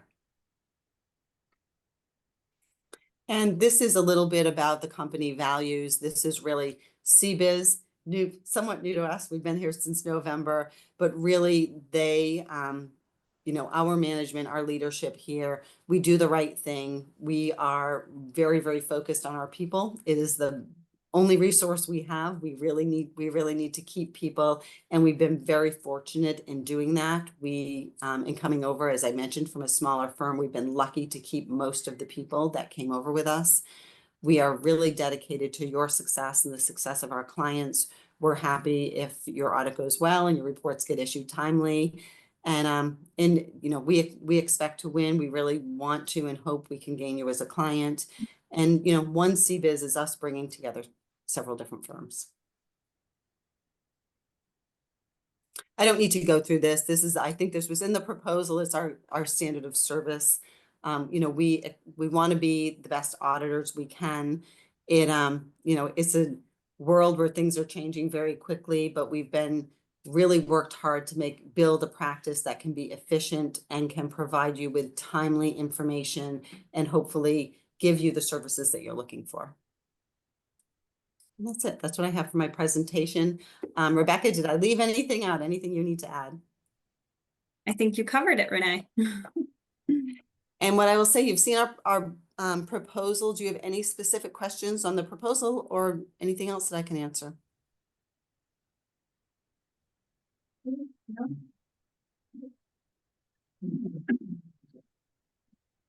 That was pretty thorough. Yeah. I think, did you want to ask your question that you asked the other firm? about? Yeah, I guess I should. I'm just curious, is there a most common red flag or a most common issue that you encounter when you take on a new client? So the biggest initial recommendation that we have is making sure that your policies, procedures, and controls are written down and documented.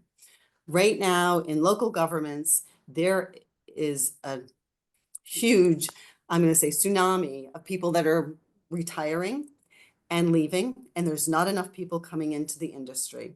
So what happens in small communities, someone leaves, let's say it's the treasurer or the town accountant, they retire, you can't get a good replacement quickly enough, and time goes by, someone else comes in to fill that spot, and what they did isn't well documented. So having documented internal controls and policies and procedures can save you if, for whatever reason, your town accountant can't be there next week and someone has to come in and fill in their roles. We see that is when a community that was a AAA, really great community, all of a sudden has problems reconciling cash, reconciling their grants, requesting money timely from the state, all of those things that could go wrong to impact your finances. It's usually because somebody that was really good left and it's really hard to replace them. So holding on to good people is important, but having policies and procedures documented, I think, is a key point. Thank you. What is your typical client size in Massachusetts? I mean, obviously, we're very small. You work for cities and. We do, I'm going to say we run the gamut, which is very funny. Okay. We have a lot of small, I'm going to say small communities. I'm trying to think West Newbury, what's in that area? Ipswich, Rowley, Georgetown, those small, I'm going to say some smaller communities. We also do some larger communities, City of Lawrence, City of Lowell, City of Peabody, some of the larger Quincy. So larger communities, those are probably the largest that we have right now, but a lot of smaller districts, regional school districts. So really all sizes. When you were looking at the website, did anything strike you about West Newbury? I was really kind of impressed. didn't realize West New, now I live in Gloucester, so I guess I'm not so far from you. But I was impressed. I saw the S&P rating. I read the S&P report this morning, looked at last year's financial statements. You had no management letter comments. It looks like you're running a very tight ship. Like I mentioned, that's a good client. That's the kind of client we want. But yeah, no, it looks like a great community. I don't know a ton about you. We would certainly learn more about the community once we were engaged to do the audit.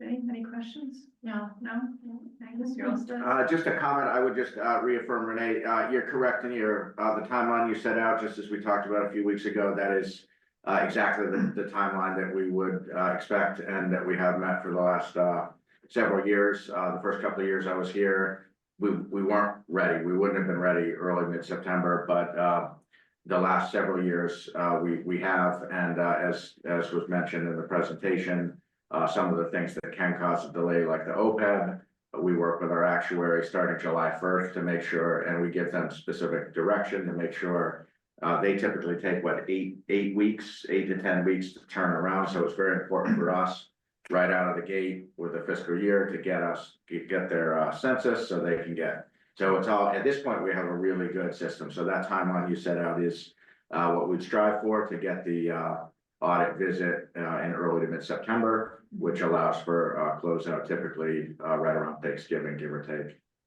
Okay.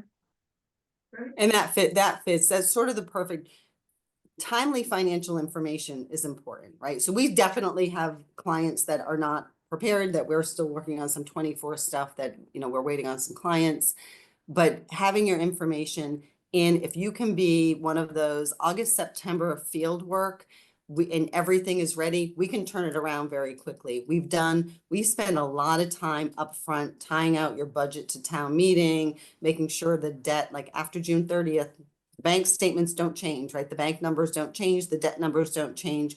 We confirm all of that information early on before we even get your ledgers. So if we're getting ledgers and trial balances in September, the rest of it can go very, very swimmingly. Great. Well, thank you both. We appreciate your time. All right. Great, and I think you probably heard my comments in the prior. The board is going to ruminate over what they've heard tonight, and at their next meeting make a decision, and then that'll be. But we'll reach out regarding process, and I think 2 weeks from now we'll have a decision, and we'll be moving forward with an engagement letter. Perfect. All right. If you have any follow-up questions, you know where to reach me. Thank you, guys. Right. Thank you. I appreciate Thank you. And you have control back, correct? I sure do. Yeah, I reclaimed host. Yeah, Great. Thank you. thank you. That's the ultimate test, right? If they don't get control. We can discuss now, right? Or You can. They both laughed. Yeah, I didn't want that awkwardness of Right. like the second one Yeah. getting to listen, and Right. so. But yeah, you can discuss now. am I allowed to ask Jenny what she thinks? I mean, or is that a conflict if the audit? You're allowed to ask. You doesn't have to answer. I mean, money weren't a factor.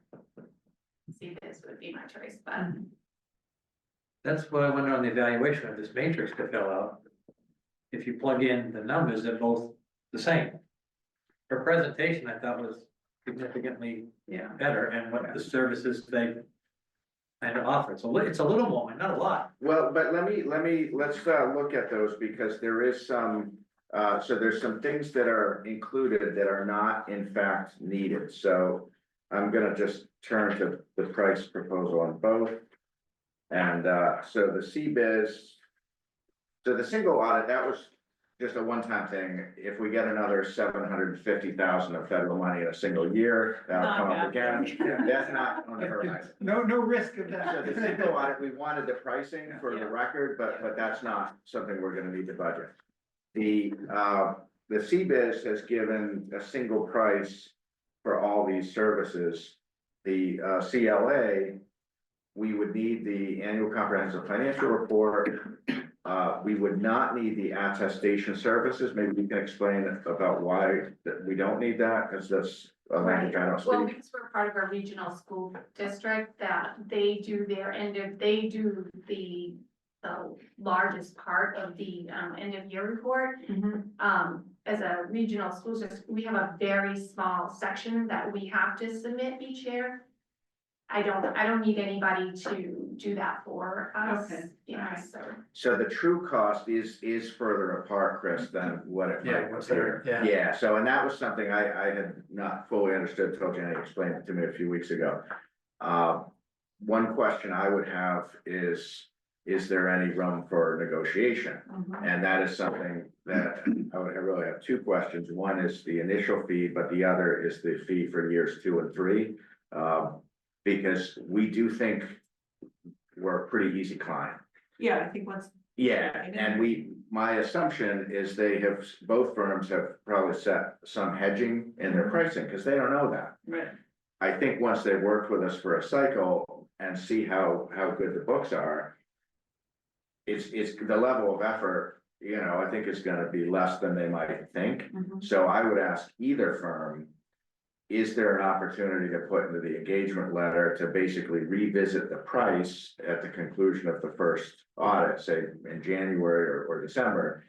And, that this would be a not to exceed number for years 2 and 3, but not a baseline number, because I do think that they would be getting the better deal, because I think we're a pretty easy client, at least as long as we maintain the team we have, which obviously can change, but. So, I mean, it's difficult to compare these proposals directly in terms of the cost. I mean, what is the actual delta? So 35 is what is, Right, versus 55. and so, okay, so you're saying we don't need either of the other, the uniform guidance, single audit, that's only for federal? Yeah, Yes, okay. I'm curious why it's so much more. Is it that their hourly fee is so much more, or? Or it's what's included in the services? I have to assume it's because of all the consolidation. That's my assumption. Yeah, I mean, they're a national firm and they need a certain amount of money to make it worth their time. So from what I understood prior to all this merging, CLA, the first firm that you interviewed, they were the most expensive out there. They were the big ones. Yeah, And now ours and Solid, I mean, those are all the names. Those are the names you hear. Yeah, like 3 or 4 years ago, we would have been looking at Powers and Sullivan, Markham. Right, all What those else? firms that merged were all names that were independent firms that you would have encountered, we would have encountered. Yeah, There's a lot of partners to pay now, I guess, or something like that. Sometimes I wonder though, you would think that would. generate some efficiencies, Yeah. but they got the probably, Class A office space and all those things. all right. Counts, they should have worked from home. Remote work. So what is that process? Do I have to fill out that matrix or? No, you don't, it's really, you're the appointing authority, so you can. It's not, these services are exempt from procurement. We did an RFP because we felt process-wise, that's the right way to handle something like this. In full disclosure, I think I told the board this before, but just to make sure you're clear, neither proposal was timely received. So we're not in a formal procurement process. When no proposals were received, we circled back to say why. They both said because we didn't think what an audit costs. They were much more polite, but they looked at what was budgeted historically. Roselli Park, so. 23, Yeah. and so they both didn't put in thinking that we didn't, and I said, no, we know it's gonna be more, we don't know how much more, but we've told everyone it's gonna be more. And so they both put in by, I think it was April 1st, so that we would have them timely for the April 3rd packet. But they were both after the deadline, so we're not in any formal selection process. It's really, I think, a qualifications-based selection. Obviously, price, and that's gonna be part of your consideration too. Yeah. And I will say that either firm would be good. You wouldn't go wrong with either one. So looking backwards at where we're coming from, with Roselli and Clark, do you think either or both of these firms offer more? Or So that- offer equivalent, or? That process that CBIZ just laid out is exactly the way Roselli and Clark moves through their audit, Yeah. exactly. Yeah.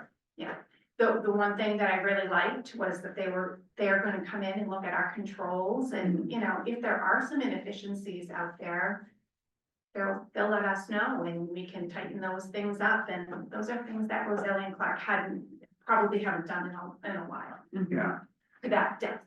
So, I think we're all on the same page. I think we had a good feeling about CBiz and much more thorough and. Well, but it's a $20,000 delta. That's hard to. big. Mhm. Is there any opportunity to ask them to? I think we can ask, yeah, there's no reason we can't ask. Okay, I mean, I would be in favor of that, I mean, Yeah, so what I would suggest is maybe, you know, continue this till Yeah. April 28th.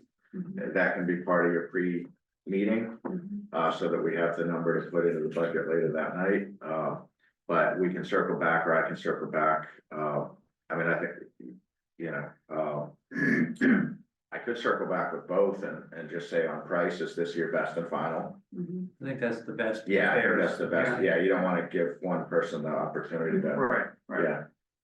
So is there any, I'm not familiar with these kinds of services, is there ever any explanation of that lump sum? Like, is it based on an assumption of a number of hours or an hourly rate, or? I've they never just- seen that. Yeah, so they must do that in their own calculations. Oh, yeah. Or they just. Oh, yeah. Yeah.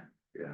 Well, the I'm problem. sure they have a certain get-go number, we're at that level. you know, they're not- Yeah, they've worked with enough communities probably, and they probably did a little bit of due diligence and looking before they did it. I mean, she spent time on the website today, but somebody probably did some poking around beforehand to try to understand who they were talking with and So, what kind of shape they were in. I mean, that would only make sense. Understand who your client's gonna be. Yeah, so if you could ask about that, and then So I think also that two- progression from. Exactly, Yeah. the two questions, both, is this your kind of best and final for year one? And is there any opportunity to revisit pricing so that the year 2 and 3 prices quoted, whether those are what you've shown or something different, end up being, you know, not to exceed amounts or caps, just on the expectation that at least as long as Jenny's here, it's gonna be Yeah, really smooth. Yeah. I mean. And it's not just Jenny, obviously, we have a great team all around, but she is the quarterback. Yeah. On audit. So obviously documentation of procedures. I better get rid of it. You don't do that, do you? all right, great, thanks, Do Jay. you need me for anything else, Amy? No, Alrighty. great, thank you very much. Thanks. Did they have that letter in there about the quality, but they both were the identical form letters. Oh, no kidding, I didn't notice that. Wait, which one? They have the letter about the certified with their quality control and that. It's probably a standard, It's industry standard. CPA type. Not even. Yeah, report on the firm systems of quality controls. Look at it. We're just gonna hold it up on here. Oh, is that, okay. Yeah, different company did the reviews, but the letters are identical. Ah, That's pretty okay. funny. What we did? Oh, there goes the neighborhood record. I'm able to see you when I'm scolding you. Oh. I'm sorry. You might wanna change up the chair. Oh.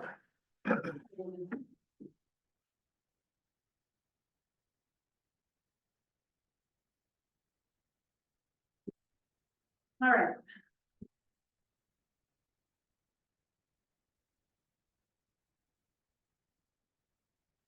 So, any objections to going to action item A for the appointment to energy and sustainability? No.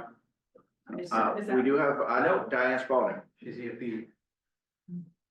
Okay, so we're a half hour early, is that good with you, or do you want to sit No, for no, the rest of no, our I meeting? didn't notice I would fall asleep. Yeah. Okay. So we're on item E, B, request for acceptance of potential land donation on Turkana Road. Do you want to come up and sit here so we can chat?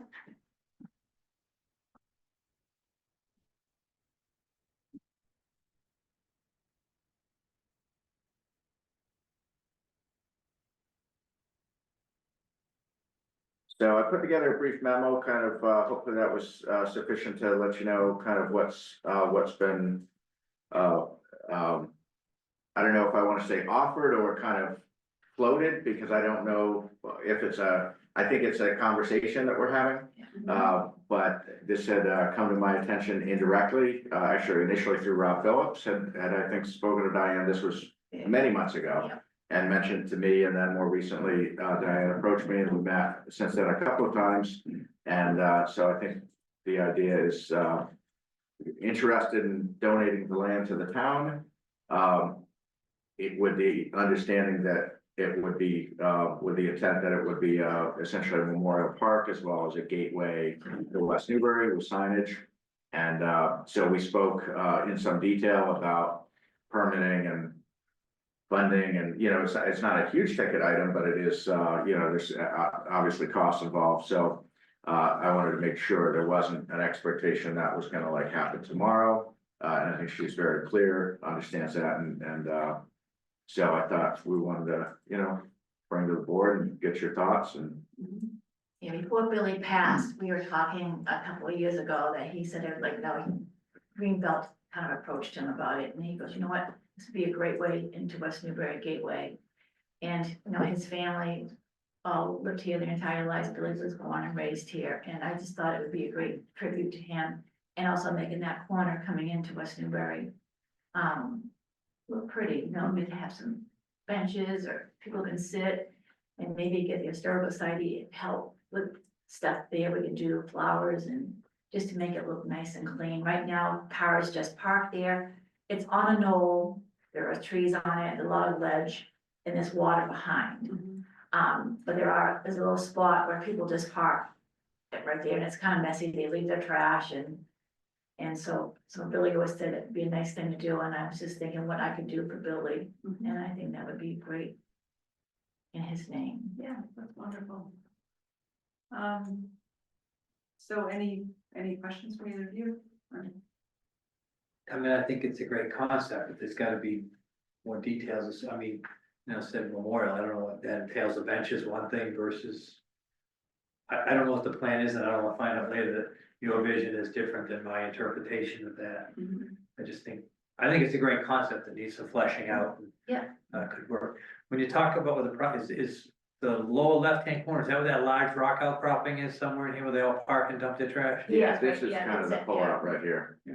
Okay, yeah, okay. Yeah, people park there, they go into Boston, they get a ride, it's this, we've never done anything about it. And like, when we owned the house on Turkey Hill Road, that was part of the property, or I think Billy bought it separately, I don't remember, but it's just been sitting there, and it's a shame just to have it look like. Yeah, it's an interesting little parcel, for sure. Yeah, last year we had an Eagle Scout that wanted to do a welcome to West Newbury sign, and yeah, we had kind of looked at this, that would be the perfect location, so I think it'd be a great addition to. I don't want it to be, it doesn't need to be special, like I said, I want to donate the land. Billy's been big into that. He donated 30 acres to the town up behind where I live now. So I just think just the fact of how he just loved land, it would just be a great in his honor. Have a plaque there. It's like Matt was helping me just design a little Max.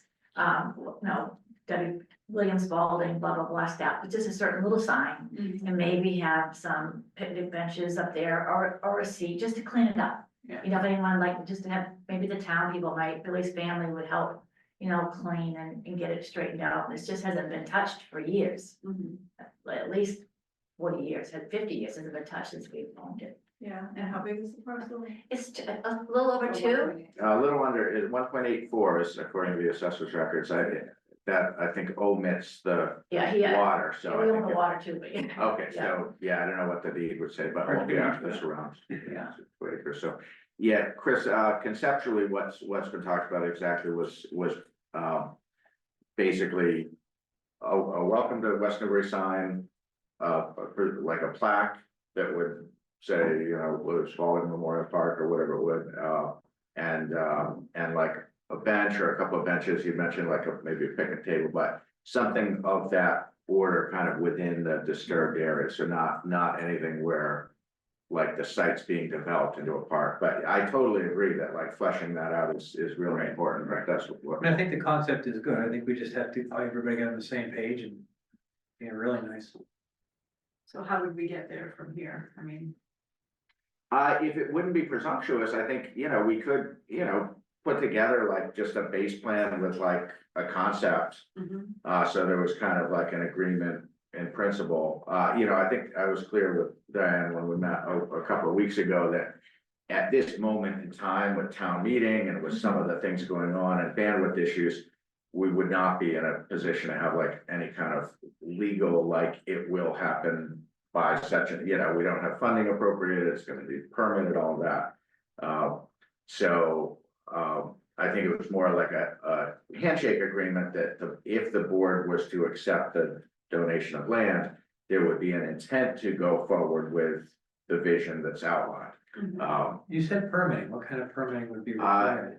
I think conservation. definitely Concom, To do for what? just any work within the buffer zone, I would think they would, and you would at least need. I guess I was wondering, I mean, it's a large enough parcel, it's almost 2 acres.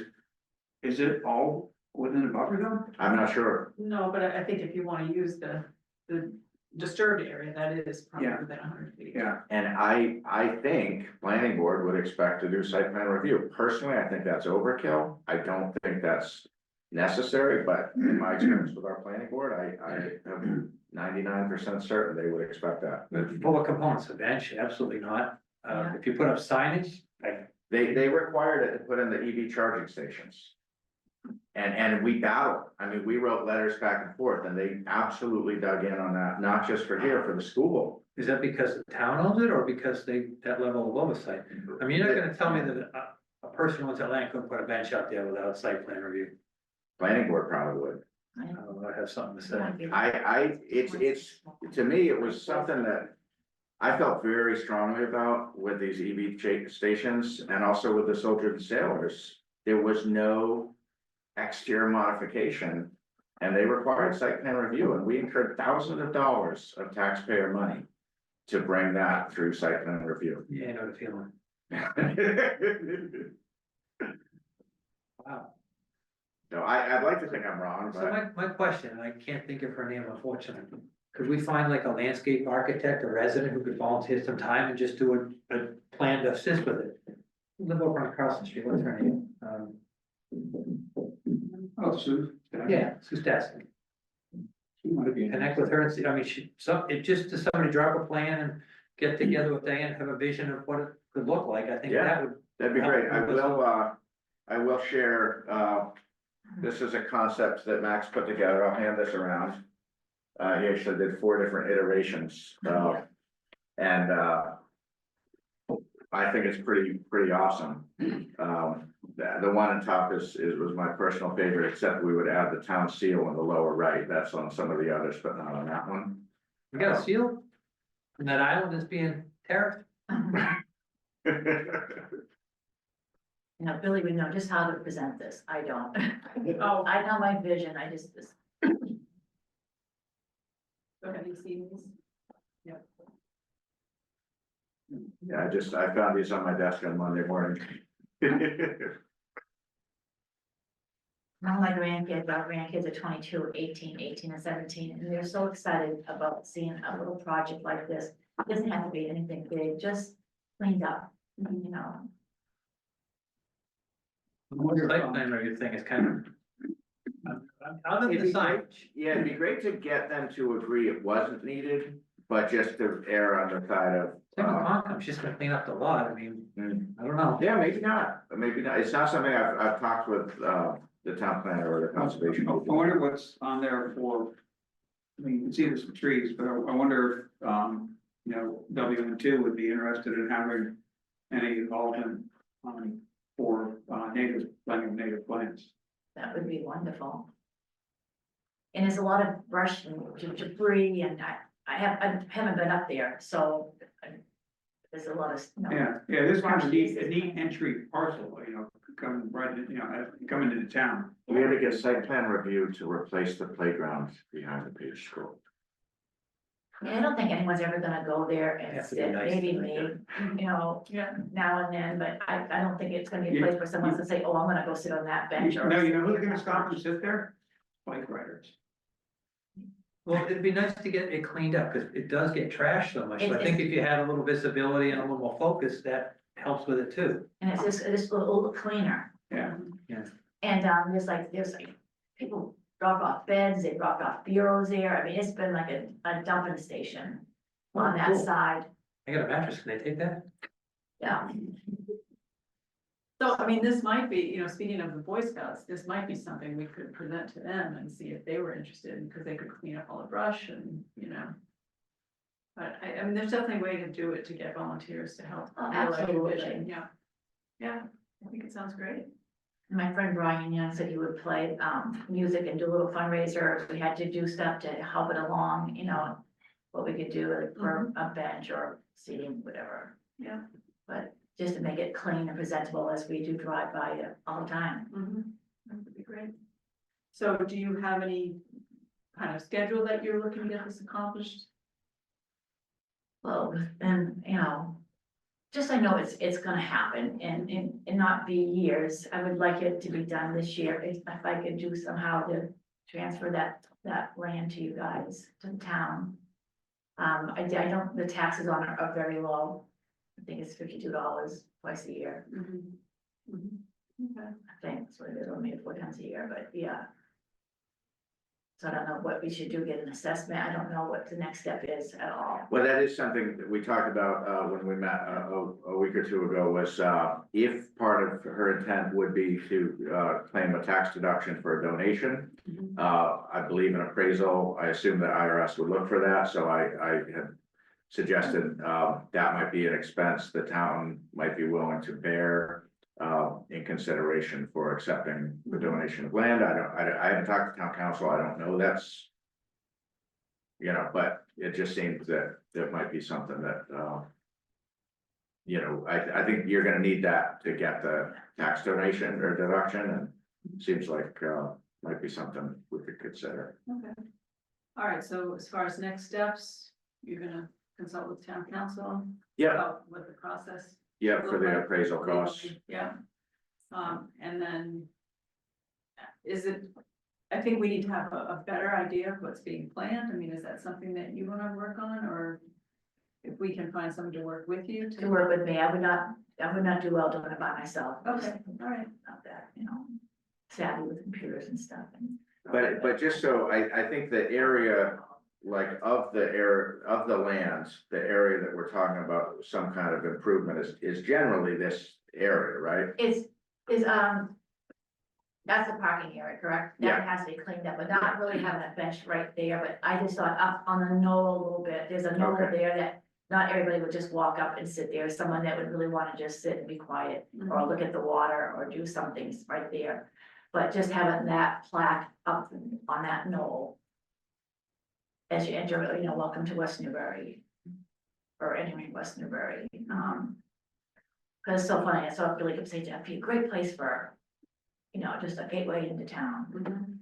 So would you be able to see that from the road though? Oh, If absolutely. it's up on the knoll? Yeah. Okay.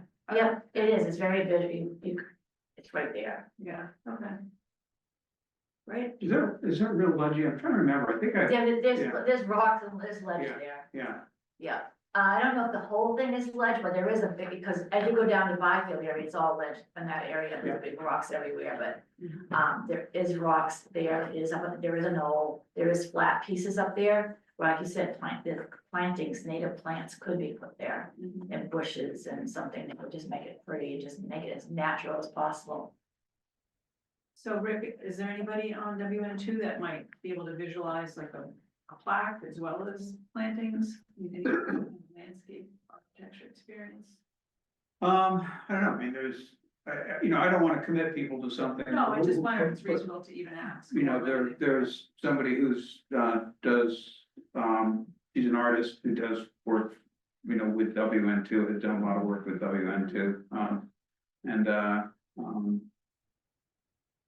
I mean, there probably are people who would, Yeah, I mean, I think there's a reasonable chance that WN2 would have something to offer here and would be interested. Okay, so how would we pursue that? Or Angus, would you prefer to use town? No, I think that's great. I think that it sounds like the next step is some kind of concept markup of a Yeah. base plan. Yeah.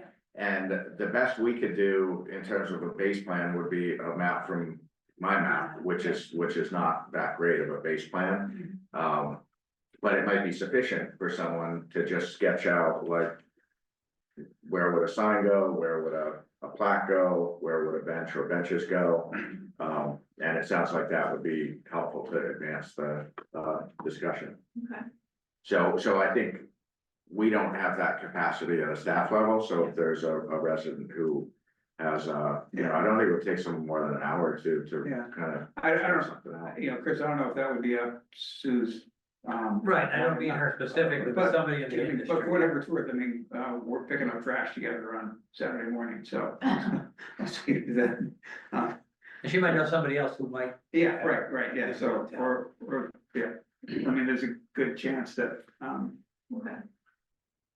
I know there's a landscape architect I had contacted back in 2019, I forget their name, but when we were looking at the playground plan behind Page School.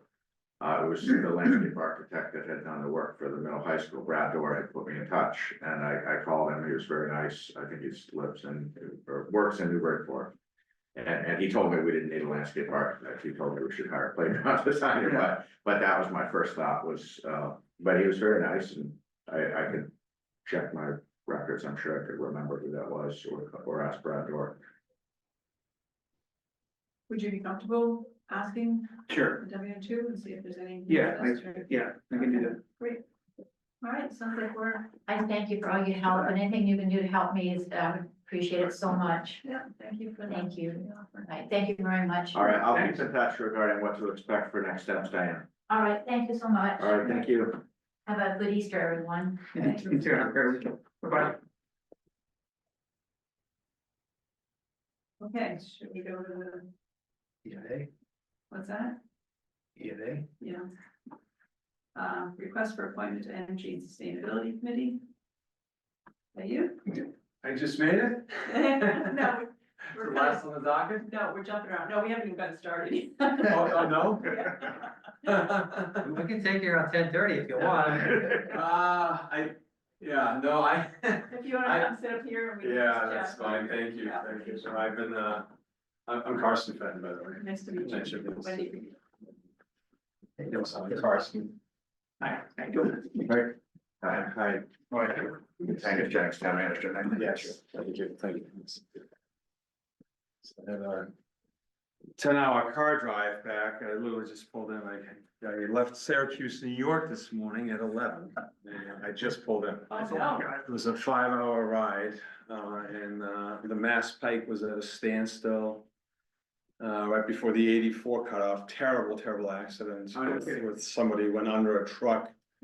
So west side was shut down, east side was shut down, so it was for 2 hours, we were standing still.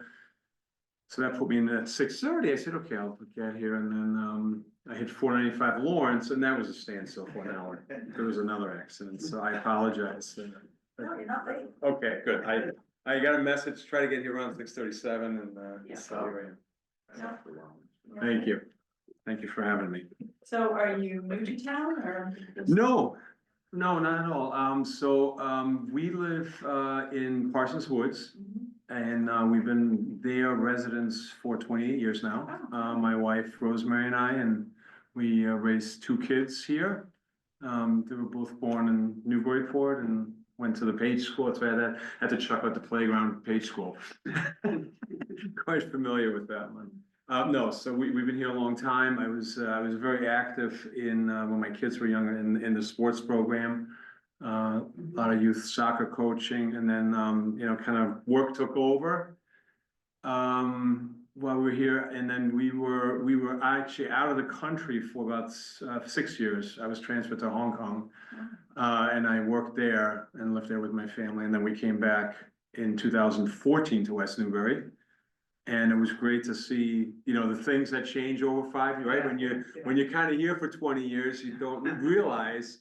And then when you leave, 5 years and you come back and you just, it's just always it's a very special place and, I have time now, kids are kind of moving on, so I wanted to find out a way of, being involved, giving back, and just, Did you live at Parsons Road the whole, I mean, did you have the house at Parsons? Road Yeah. The whole time, so you just, Yeah. so you rented it or something while you? Okay. Yeah, we did, we actually did, we rented So you it. had the foresight to hold on. Yeah, we rent, yes, yeah, the company, I worked for Osram Sylvania at the time, so they were pretty adamant about don't sell the house. Yeah.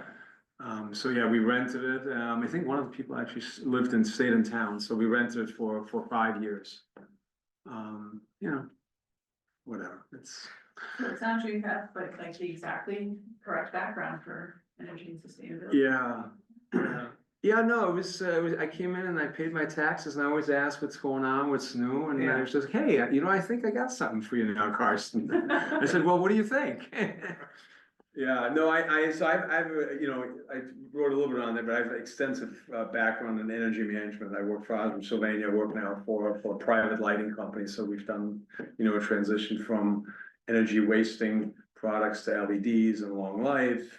We've done solar and EV charging stations. So I'm familiar with that aspect of it, with power transmissions, power generation, sustainability, long life product, no mercury product, LEED platinum codes on buildings.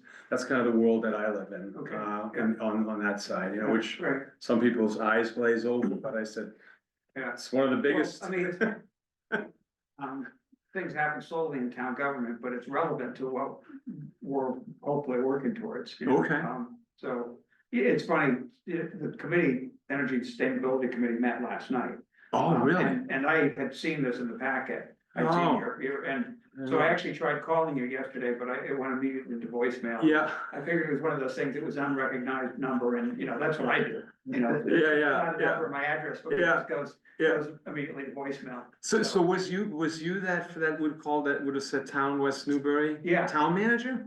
But I No, spoke no, to no, some. that wouldn't have been town. That would have No. been probably my office calling on the timing. Okay, cause Yeah, I got that call yesterday twice. Very, Yeah. very, very, very nice. No, I. Apologize, sorry. And because it went immediately to voicemail, I figured, okay, Yeah. I get it, that's what I do, that's Yeah, how my yeah. phone set up, so. Probably, yeah. Any questions? Chris? But you wouldn't be able to all take these years. it, you wouldn't be able to take it anyway, because you were in Syracuse, so. Sorry? I said you wouldn't have made it anyway, because you were in Syracuse. No, yes, I was in Syracuse last night. Yeah, interesting. Yeah, we're working, I was with National Grid last night. They're still doing a tremendous job of rebating, monies for energy saving products. So they were talking about the 2025 program, but they were talking about weaning kind of lighting off and going towards subsidies for EV charging stations in upstate New York. So they're trying to pull that money out, which of course I was, not supportive of that much, because I think there's still more to do on lighting, for example. But okay, that was National Grid. Do you have anything to do in lighting in town here, Rick? Okay, we do it. I will hold all my comments on my lighting opinion in town. Rick's been pushing for the street lighting. Yeah, well, actually, and I mean, that's another topic, hopefully we'll have something Yeah, off in the next week to be, okay, maybe to be considered, but that's a topic that, sure. I don't know where in the lighting field, you focused in maybe everywhere, Yeah. so, Yeah. but Yeah. we currently have, high pressure sodium lamps. Yeah, I know, And- it's the and- beautiful and, yellow light. Right, and, yeah, I mean, it's nice warm light, Yeah, but yeah. we, Yeah. You guys aren't gonna nerd out about No, lights. no, are you? There's other things, right? Yeah, we're going down that rabbit hole. So what are like the main topics, that are ongoing in town right now, if I may ask? In terms of energy. Yeah, energy So Rick sustainability. is on that committee, so he Okay. would be the one. to- yeah. Okay. So, yeah, I mean, lighting is something we're looking at, for street lighting specifically. Right,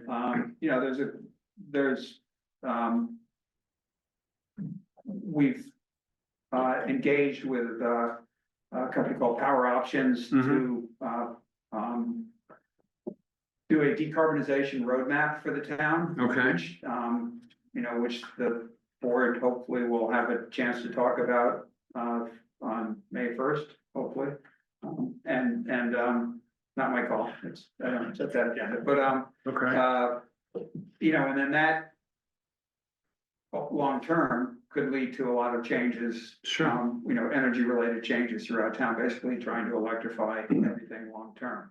yeah, That's not a, it's not a next year kind of thing. It's a no, much longer term process than understood, that. yeah. But, Microgrids and renewables well, that's, and, all sorts of stuff can Kinda, happen, yeah, but yeah. who knows, don't wanna get too carried away, I know. No. I'm gonna get cross-eyed looks here, but they're, okay, yeah, there's, I'd be happy to talk, yeah, I love to, at any time. really. yeah, Yeah. yeah. So Jim, how many openings do we have? One opening, and it's for, is it for like the rest of a term, or is it? Entire committee expires Oh, every on the year. 30th and 1 year term. They don't expire, just their appointments. Just Yeah. The committee, I was gonna say, the committee expires. And then we're going back to coal or? Exactly. Would you like to make a motion? Yeah, sure, yeah, I'd make a motion to appoint Carson Fenton to the Energy and Sustainability Committee for the balance of this fiscal year. At which point Carson will all be up for reappointment. Everybody on the committee will be up for reappointment. Okay, So the fiscal year ends June 30th. So okay, I know that's only, a little over 2 months away, or, yeah, Rest assured you'll be reappointed again. right. Is it always a 1 year? Yeah, it's a 1 year appointment. Yeah, Okay. some committees, terms are 2 or 3 years. Yeah, But this particular committee is annual reappointments. okay, yeah, but, All right, is there a Second. second? All right, all in favor? Aye. Great, Congratulations. Yeah. Thank you very okay, much. well, thank you very much. So the town clerk's office will contact you about getting sworn in, and then you'll be official on the committee. Okay, So, okay, So we'll follow up with an email. There's a couple ethics things you have to fill out. there's that, Yeah. yeah, it's just Sure. just state ethics training and. Absolutely. Conflict of interest trainings. yes. Happy to do all that. Good, excellent. Okay, So, we'll, yeah, thank you. name on the Thanks for website. stepping up too. Well, we'll get some really Yeah. highly qualified people. Yep. There's a lot of talent in this town, it's, I'm sure you know. We're gonna get them to step up like you do. That's Well, great. yeah, it's, time, I always say timing is everything, so Yeah. this worked out really good, I'm happy, 10 years ago, I would have not been able to, Yeah. so thank you. Thank you. Appreciate it, okay, so, all right, Enjoy your see evening. you later, thank you. Yeah, we had to talk sometime though. Yeah. You probably will see a missed call while you make. So give, I have your number here. 978-595-8681, Yeah. that's yeah, my mobile. Yeah. Okay, So- yeah, so what would it come under? So I know how to answer. Unknown call. It'll be the call. Like that- that spam. it'll be Why the don't you call just that- dial it now? it'll be Yeah, the- yeah, dial it now, and I'll put you in, right, You that's. dial it, You're gonna block them when it comes to just straight go. So if you see a call that comes in, it probably is gonna go right to voicemail. Newburyport, Mass. 270-8053. Yeah, yeah, Okay, I'm gonna put you in, Thanks. okay, thank you, sir. Okay, thank you, have a nice evening. Yeah, you too. Do you mind if I just take a look at these boards? All right, let's go back to town manager updates. Okay, first one was, the meeting, held recently, and Chris was there as well, so, they, started the meeting, we all know we have, or the board has till, July 1st, under the MSBA to, consider and, sign and submit a letter, with the points outlined in the MSBA letter. At the start of the last meeting, but tried to move the goalpost to May 1st. And I had spoken up to the prior meeting, this should be really clear that, month of April, we're out straight. This isn't gonna be on the agenda till May, and then they opened the meeting, we'd like all the letters by May 1st. I spoke right up, I said, Oh. as we said, it's not gonna happen. I was, I think I was polite about it, but, pretty Everybody clear. else is pretty much in agreement there. on the Oh, bottom yeah, of this all of one, my too. counterparts were saying, yeah, this is not even gonna be on the agenda till after town meeting. In a serious way, I mean, I said, we're gonna share all the correspondence timely, but it's not gonna, and then obviously with the election, I think it's important that. With the turnover on the board, that whatever action is taken reflects the, newly seated board. So I told them it was my assumption that this would be put on for May 15th. And it could be acted upon that night, or it could continue to the 29th. So after some discussion, they all agreed June 1st was gonna be a good timeline. And, no one's trying to do brinksmanship here, but it's, there was some information that we had talked about at the prior meeting. Just looking for some more clarity on where they expect the funds to come from the feasibility study or for the feasibility study. So, I asked again at the April 9th meeting if that would be provided, and the superintendent eventually said it would. And that's what we have in the packet, so. Which that number in the packet confuses the bejeebus out of me. They got it at the same 2.5, but what the state is going to allow them to just update the numbers from the previous Whittier study. So originally it was they had to do a full feasibility on Whittier and a full feasibility on the joint campus and compare the two. But the state has agreed that they just have Did to they agree? increase for inflation or whatever, however they phrase Oh, it. yeah. So that should reduce the number significantly. It should, yeah. Can't be a 2.5 million when you're eliminating 45% of the work. Yeah, they're probably just trying to give a kind of a worst case, but I thought it was kind of superficial what they provided us.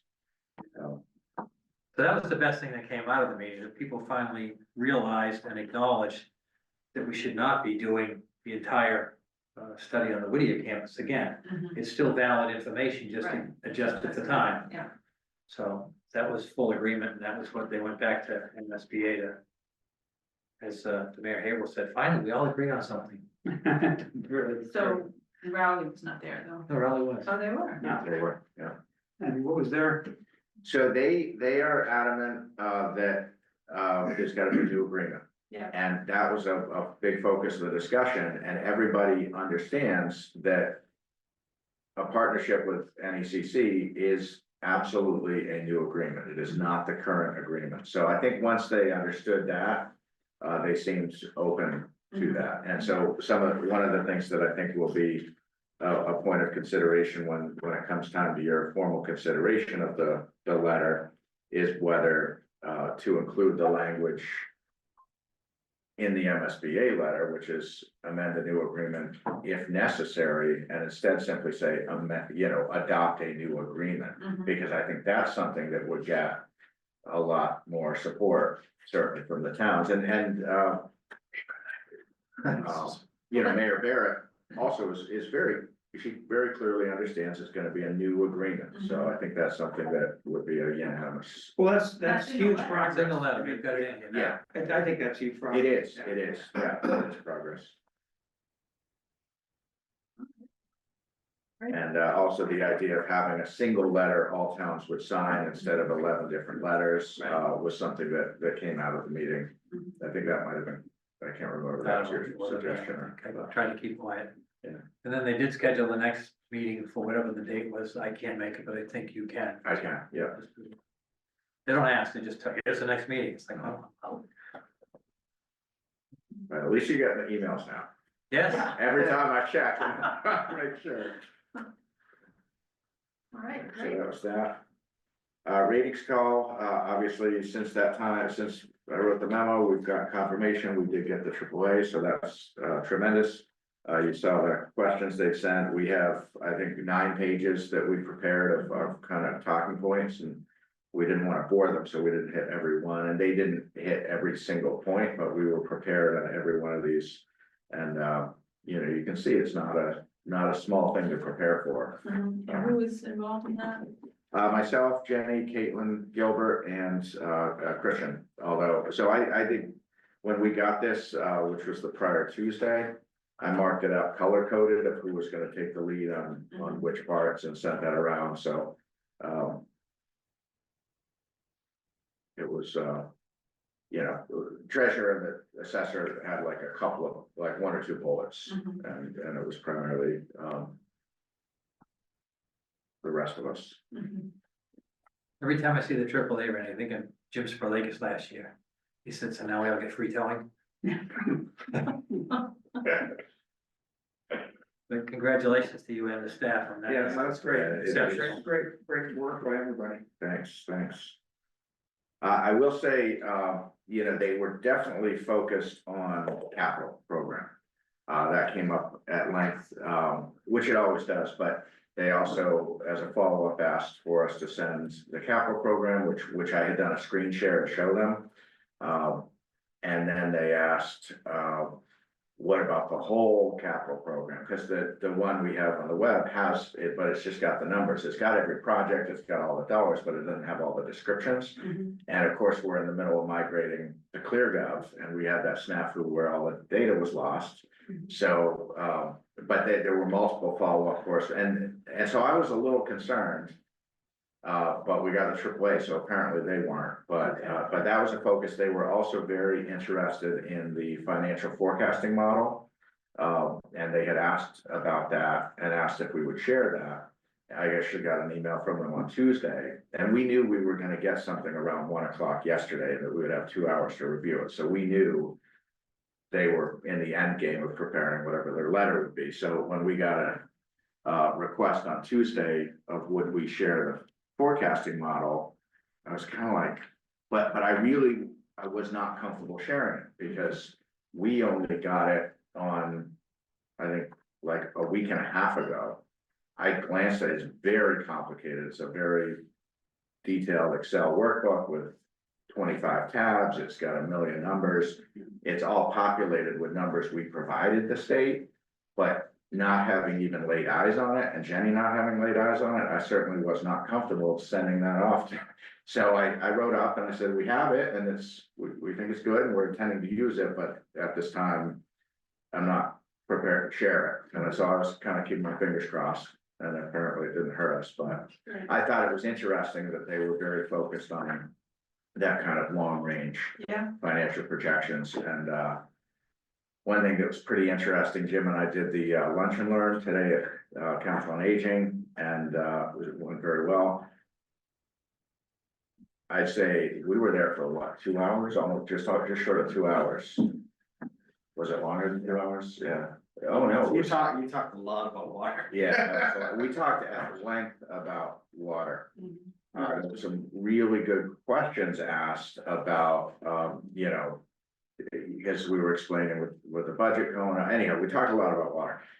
But I was very frank with people that, you know, the future capital needs greatly exceed the resources, and that will either result in significant increases in rates, or the town choosing to, you know, subsidize those costs. And we talked at length about that, and I said, this is not on the table, this budget, it's not something that's, you know, it's not proposed, but when you look long term, the feds aren't gonna help, and the state's not gonna help.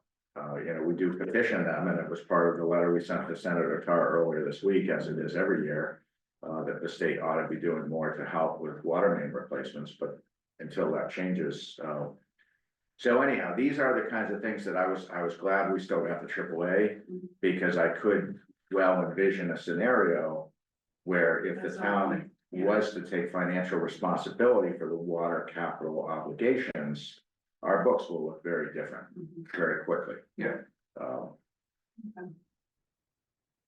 But, you know, we were honest, and that's always. How do people respond to that? I don't think it's anything, I mean, this has come up before, and it's often the same people, so it's a very knowledgeable crowd that comes to this particular lunch and learn. They're all people who are like really engaged and really, so I don't think any of this was like out of the blue to anyone. I think we probably went into more detail today. There was no audible gasp. Yeah. Like that. But I think, you know, one of the questions came up in the context of the MBTA, and would the addition of these units drive the need? And I said, no, that's not what we're talking about. We talked about fire flow, we talked about water volume, we talked about that. The addition of some number of units would, the only incremental cost it would add would be the purchase of water from Newburyport. It wouldn't affect the base cost of, most of your rates are going to the staffing and the administration and the testing and the chemicals, and those incremental costs would not change. It would add to the cost to purchase from Newburyport, but I said if the water commission is doing its job properly, the rates that the new residents are paying are gonna more than offset the incremental cost of purchasing water from Newburyport. So that's a really important point that I think for town meeting needs to be really crystallized. And I think we hit it in the Q&A, but I think to actually have like the numbers would be helpful if we can do that. Okay. Item C, the schedule process for bond issue. You know, we were a little concerned when we got that email on Tuesday, but it ended up being really not, it was kind of a non-event. We had a Zoom meeting yesterday with Hilltop, with our whole finance team, and also Mark and Jody and Bob sat in on that. We didn't know based on the tenor of the email what they were gonna say. What they said was that the bond market is, there's a lot more turbulence, and the rates are not gonna be what they had projected back in January. But in terms of dollar impact, their best guess, and they won't know till they open the bids next Thursday. But their best guess was they were talking about something that might translate to an increase in costs of, over the life of the borrowing, over 20 years, about $67,000. Oh. So could be $3,000 to $5,000 in the first year. So definitely, we'd rather have that money than pay that money, but it's not something that's and they were very explicit that our timing, you know, they do not recommend, you know. Don't wait. Stay the course, exactly. They made the point that once the 90-day reprieve on tariffs comes off, it could get far worse. Yeah. So there's no, but when I got that email and put this on for tonight, I didn't know what we would learn, but it was kind of a non-event. Next item, the project need forms. We heard from Kevin Dandrade yesterday morning or Tuesday morning, I think it was. They'd written up basically the two project need forms, one for crossings, one for linear improvements. So those were pretty technical. I reviewed them. I didn't have any changes, and Christina Bush didn't have any changes. So we went ahead and let Kevin know we were comfortable with him submitting those. He did send me over a draft cover letter earlier this morning, so I turned that around with some comments, and I think their intent was to go ahead and submit those by the end of today. So that will get those two projects formally in the queue with Mass DOT. So one is the crossings as a bunch and not individually, and the other is some more linear improvements. So that's a pretty big step. And once those are in this Map It platform that Mass DOT uses, Kevin will send us that link and I'll share that around. And what's the expected time frame for decision on that, or is it just as money's available? Oh, yeah, it's, I mean, just getting on the list is the first step. My expectation is, I mean, for them to fund construction, that's a multi-year thing, because the tip is on a 5-year cycle. So even if you're added to the tip, typically you're gonna be added like to the end of the list, because there's other people ahead of you in line, not necessarily, but typically. I think the other part of the transmittal letter that we wrote today was, we're specifically looking for the state to start putting money into the design and engineering. That's something they could do much sooner. And I don't know how that works, because that doesn't go through that's more of like, I think, an operational decision. Yeah. So that's something that we definitely want to continue to advocate for. All right, next one, I'm gonna, so we got the login for the 3D scan. And I'm gonna send this around to you guys. This is not something we're gonna put up on the web, because what you'll see is it's very high resolution to where you can practically read the papers that are on teachers' desks, like it's very high risk. So it's something that from a building security standpoint, you wouldn't want just out and about. But it is something I'm gonna share with each of you as well as with key staff. Christine and I did a training on this on Tuesday. And if you just take a look, Chris, don't miss it, don't miss it, don't miss it. So it's. I know about what I've seen. Okay, well. You can walk into the That's very building. dramatic. Did you see that? So anyway, it's, this thing covers, covers the entire building, every floor. You can go to the kind of, they call the dollhouse view. And, That's what it's, the dollhouse. We're not gonna call it the page school anymore. you can do this, you can zoom right into what you're interested in. You can measure off the basketball court. You can measure to a 1/4 inch accuracy. You can walk through the building. Yeah, it's very, very cool. 43%. Let's see, I just went underground by mistake. It's kind of takes some practice to navigate it. But you can go to, your floor selector. It'll bring you up or down to, wherever you want to go.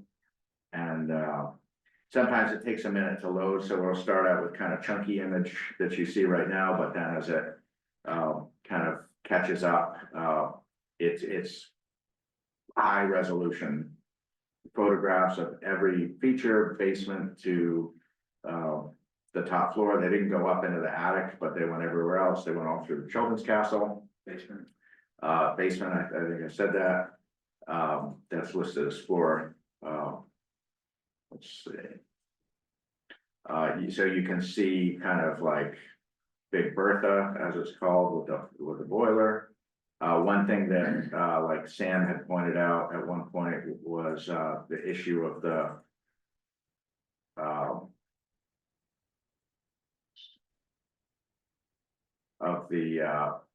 fire sprinklers, and that they're.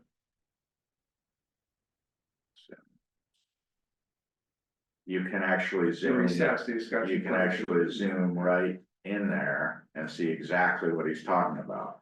That they're recessed within and that's not something you can just like fabricate new things, because then you're basically voiding the fire protection. It's all UL. You gotta replace the whole thing. So these are so our intent for this is to basically do, use this as like a,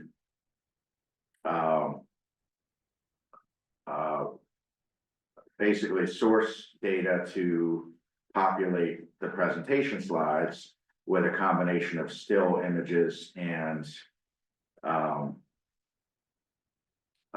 video, like fly through, like short little clips, 3-second or 5-second clips. Although I think still images is probably going to be sufficient for a lot of things we want to talk about, but to basically illustrate some of the things that are in the GNAP report as cost drivers, to show people the project in some detail. So some of the things in the capital program, which is the final section of the report, to be able to, let's see what I'm trying to get here. Kind of get the Big Bertha if I can. I'm still not, as you can see, I'm still not like. There's gotta be some way where you can bookmark locations and go to them. You can, Instantly. not only can you do that, you can actually, there's capability within the software to do tours of, so that basically like it would record. So let's say we wanted to really do a deep dive on this room. There's some capability that doesn't show up in mine, but that they have on their end, and that you can basically pre-record a tour and show which areas you want to stop and like focus on or pan around. So the idea is to do that all ahead of the presentation. We don't want to be fumbling around with this during the presentation, but to have these things to make. Like a little video of the issues in the building. Yeah, so as they're going through and talking about particular issues, there's gonna be a combination of still images and graphics that. It looks pretty good in this though, doesn't it? It does, and that is one of the, You've got one little sprinkler head that needs adjusting, we'll just raise that ceiling 2 inches, and problem solved. So definitely, one thing that was interesting, the way this is all put together and it's kind of stitched together, because it's the exterior too. They actually went out into the, you can see it goes as far back as the rear playground. If you look at the, still like, this is actually pretty cool. So like where we did the, the sills. I don't know why it's. Okay, here, that's better. So you can see, for instance, the difference between sills that were pre-existing and those that were replaced with brick. So we're gonna be able to kind of show some of the things that have been done, and I'd like to definitely have that clip where that clip I shared a year or so ago with the sills breaking apart and the bar inside that should have been rebar. Like we'll have that, we'll show that, we've done remediation, so like these sills are now stable, but these are the kinds of issues. So yeah, it's pretty cool. I'll send you guys the login and you can kind of, they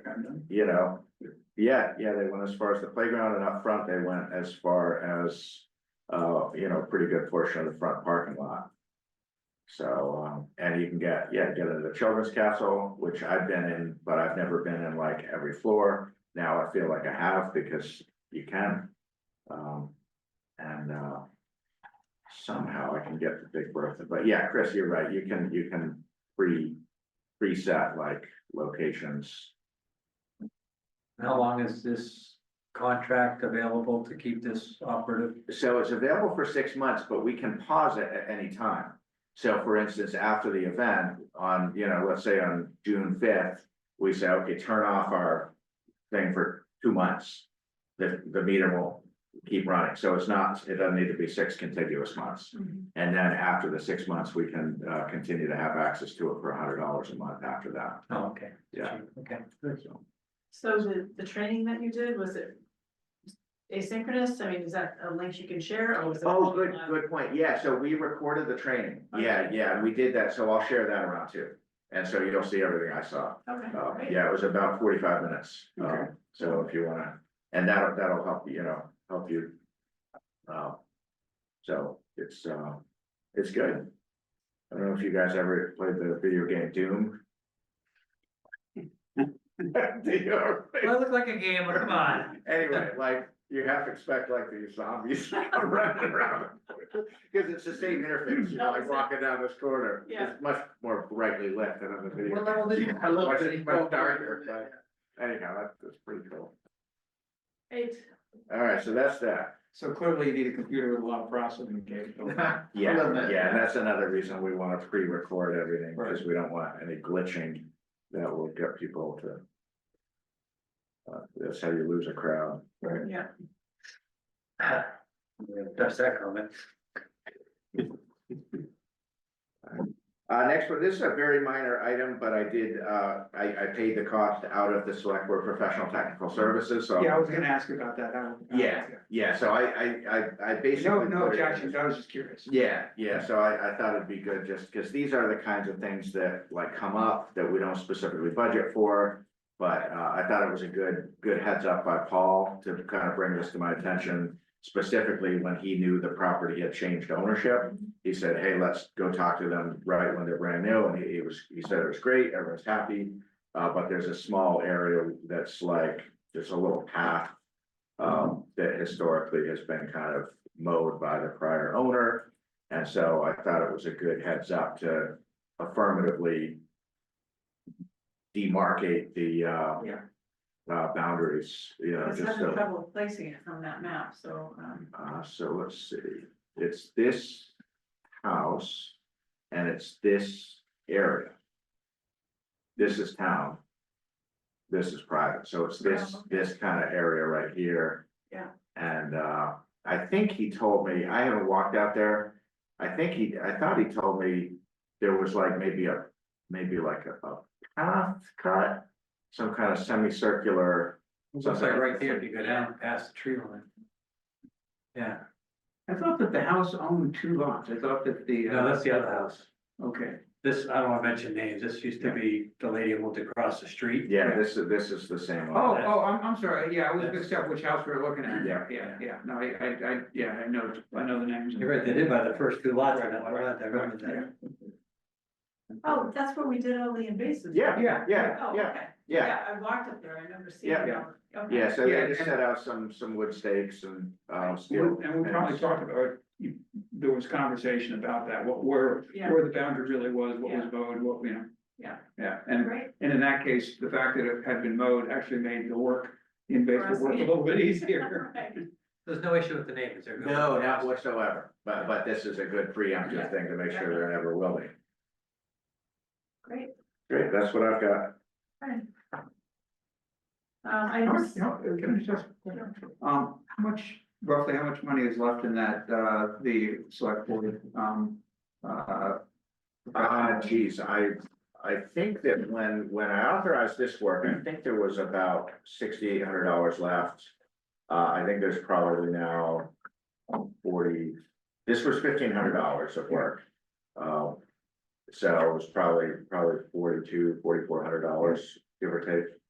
Plus some money in the operating expenses as well. It's enough to have a good send-off party for you. I don't know what I'm saying about, but. I didn't think it. all right. Item C, I don't have an update, I'm not ready to make a report on this yet, so I'm just, unless there's anything, either of you on it. Just, is there a delay for a reason or just haven't got? I'm just trying to connect with the hygienist. Okay. He told me by phone message that he'd have the report to us by the end of next week. And any, additional work they recommended, they would also. He didn't suggest condemning the building or anything, no. Well, okay, nothing on item D, board of commission committee updates. Action items, we will move to item C, we have 3 sets of minutes to look at. Let's start with February 12th. Are you able to pull these up, Angus? If they. I don't know if they were added, did he add them? No, Yeah, no. he did, yeah, they are. Okay. So if you can look at, paragraph A, BA. The assumption, or, let's see, education costs of the town would be the biggest expense of the, is that correct? Yeah, Okay. Right, any comments or questions for either of you? No. All right, Make a motion, to accept the minute of February 12th, Mr. Mayor. Sorry. on favor? Right. All right, February 27th. On this, the participation at the meeting, there were quite a few other people that spoke. I assume they just didn't give their name, that's why they're not listed. Is that an issue? Jim, if we don't identify. I mean, it's not great, Was but I mean, Holtz and. yeah, if you know names, I would say, we yeah, absolutely put them in. yeah.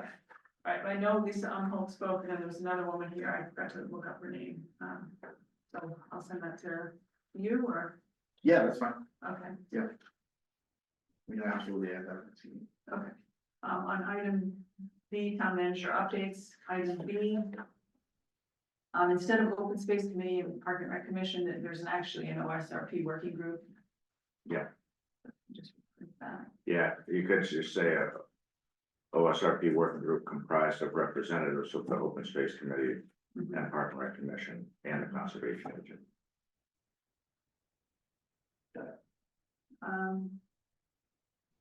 On item E, the second to last sentence. It says the town manager recapped a climate change resiliency committee meeting where the town learned. I mean, is that? Yeah, we had actually learned ahead of time and we had briefed You the had briefed. CCRC at their meeting. Okay, maybe just correct that. or clarify that. Yeah. All right, I'm just gonna keep going with a bunch of little minor things, so jump in with you guys. Next page, item CV. Second to last sentence, there's an extra D in NECC. They received information from NECC.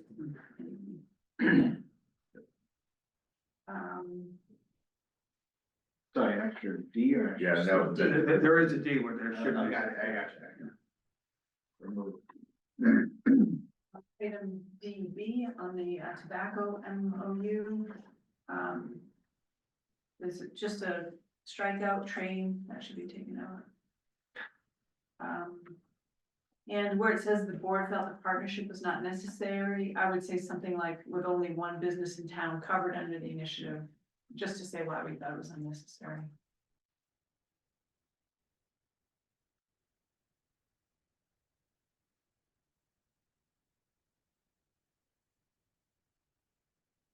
On the next item C on the mass housing partnership, instead of we would not be on the hook for any money, just say we would not have to pay back the loan.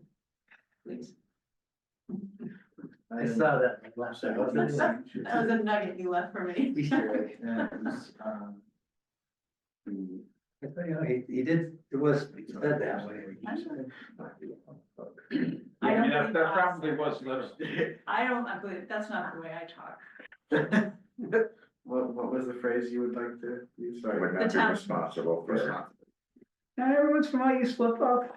I don't think I've ever said we would not be on the hook. Perhaps I did. I don't know. On a fishing trip, he said. Yeah.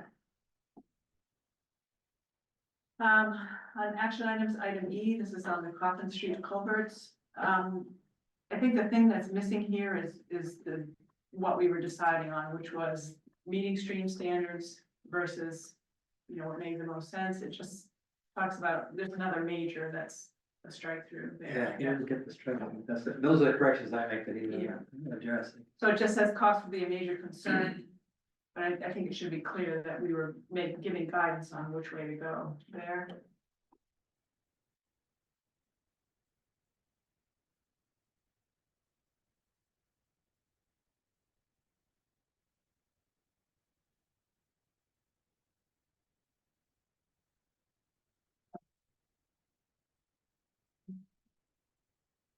Another strike through on the top of the next page. Yeah, actually, just going back to that E, just reading where it says, Parker motion to amend the original motion to include stipulation the culverts be as passable as possible. It probably ought to be as passable to wildlife. You're an army crawl. That's actually his training. Every culvert in town. That's right. If it can fit. This will be a new stream. Anecdotally funny, my daughter who was visiting, with her dog, her dog likes to go through culvert. So we walk down the driveway to get the mail and the dog disappears. He's like, oh no. Which culvert? 50 feet later, he pops out. Okay, did you get that exam in the top of the next page, the strike through? Right there. Yes, yeah. So first sentence on the right to farm. It was not in large part, it was, the bylaws were meant to protect farmers from, it should be nuisance, not nuisance lawsuits. And it shouldn't be in large part, just that is the sole purpose of them.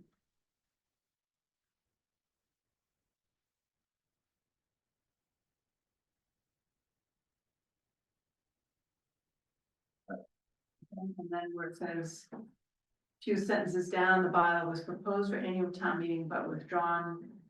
We actually voted to remove it.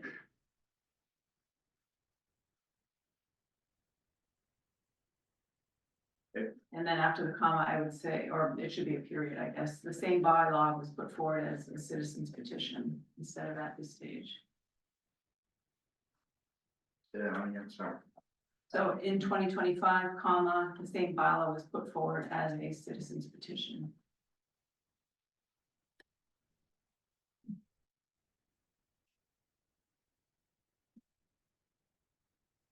sentence. Select board has proposed their own version, which incorporates comments received on the 23. So it wasn't the state components, it was just that we incorporated all the comments from the boards.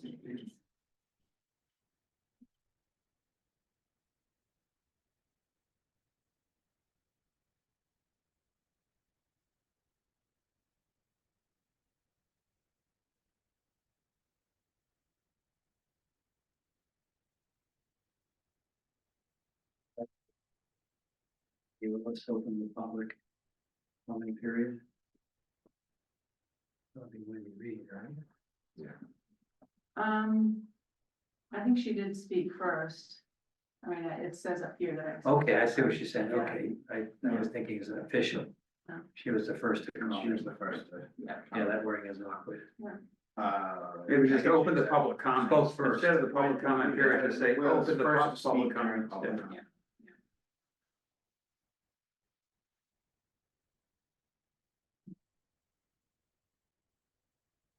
Item G, second sentence, I think it should be which town account or which town, just. Which town is appropriate for town electricity accounts? Or should that be Rick? Sorry, I was reading elsewhere. Item G, second sentence. So we're decide off, which yeah, town- yeah. No, not that. So Which rate? which rate the town should choose, which rate is appropriate for town electricity accounts. Well, why don't you make it which rate option? Yeah, option, that was the word.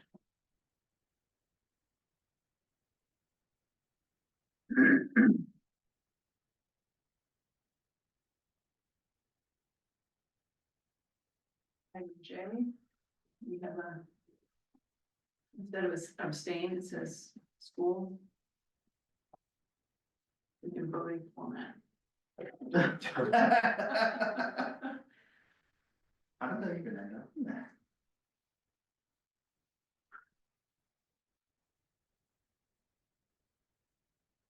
Any general discussion, next page, item C, it should be selected instead of select.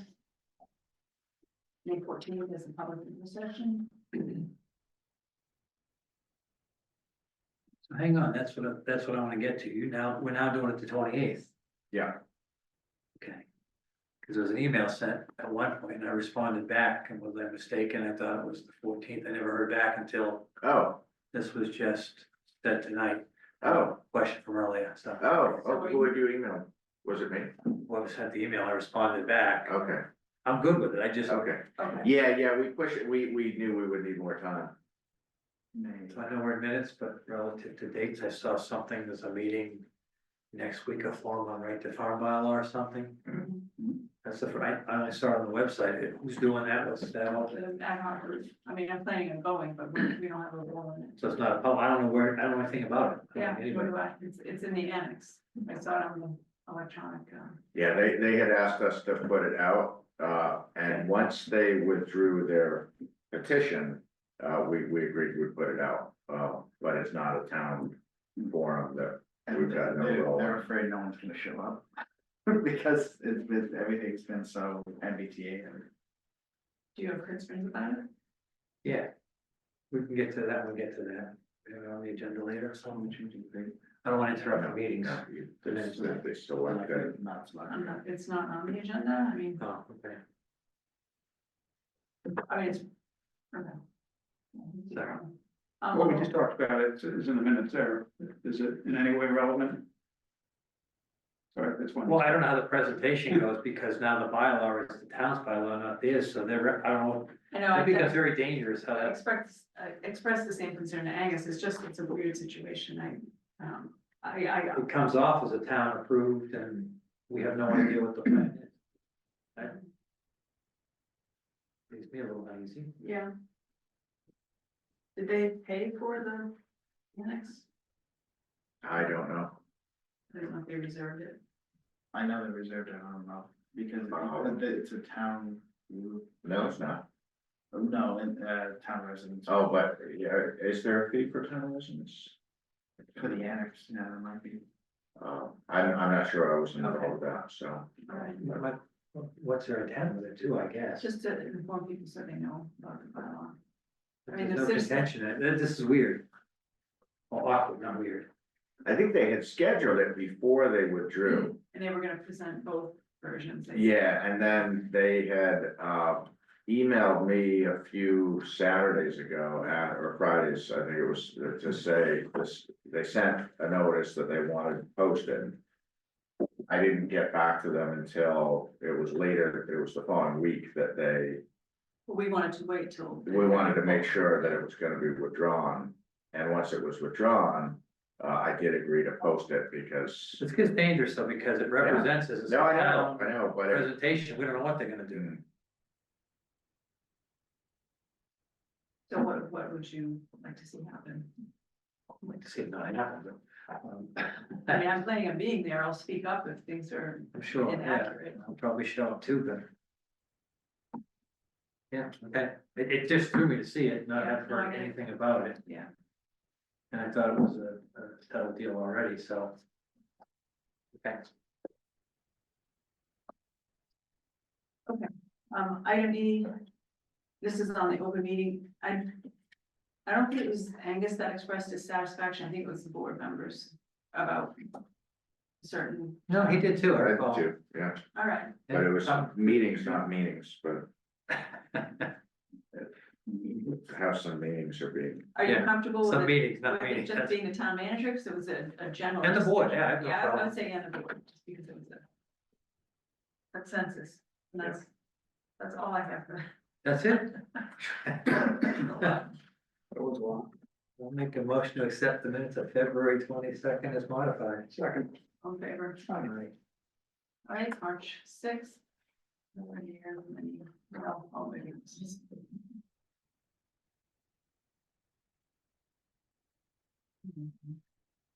All right, item C, regular business. A said Reed requested that a way to calculate be thought about. I actually explicitly asked that it be included. So you could just say requested that a calculation or forecast of staff time be included.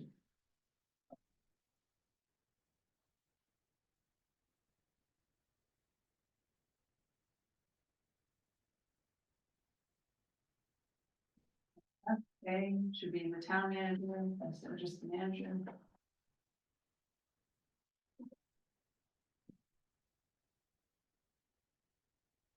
And item C, we actually tabled that item. I don't know what the proper way to denote that. Originally, we moved past it, but then it got so late, we ended up just not even going back to it, so, Passed over. yeah, I think it just. It's up, but otherwise, it might look like we didn't. Add the minutes. So I have a general question on the joint meeting. So a couple of these have a motion from the select board on budget items. Should those all be struck? I mean, we did make the motion, but we should not have. Like the first I don't think one, there's any harm, and there was no need to. but it just looks funny that some of them approved it, some we did, you know. But I thought the ones that Angus made said, well, you don't have to do a motion on that, but then realized we did because it had been modified. Well, even then, it's, yeah, once you refer the budget, it's really then in the FinCom's court, so I think it's great that you did revote them because it affirms that the Yeah, numbers go to town meeting or everyone's in agreement on. But you don't actually have to, your vote is to refer the budget to the FinCom, and from them, they take it forward to town meeting. yeah, so I think it would be fine if we voted on all of them, but there's motions on some departments and not others, so. But no, I think at the time we started down the wrong path and we got cleared up because that 133,605 had been a modified number, so we did have to revote that. And then I think we did stop on the others where we had already done them, unless you can show me another one, right? Was there anything at the end of the whole process where you took a single vote to kind of endorse the budget as revised? Because if so, I think that will clear up any issue of it's here in some places, but not others, as long as there was something at the end. I don't see anything at the end. Well, that, I'm referring to Oh, really at the and very then- last, at the last budget meeting, Yeah, the April 3rd meeting, I think it was. well, it's not a huge deal, just for consistency, but if it's good, then we'll leave it, under the Board of Health. It was noted that the trash pickup program, the contract expires, and I also said, competitive rates should be obtained. I made that suggestion to them. I made that statement. on the Board of Health.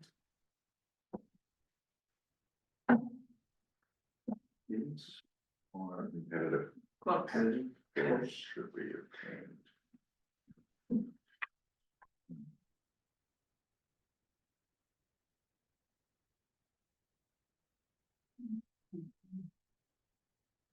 Commission. Which is like middle of the next page. Says the budget is a carryover from the past fiscal year. It says unchanged from the. That was, okay. Yeah.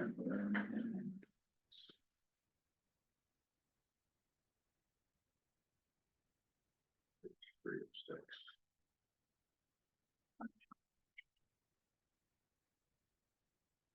Article 19, the compact tractor.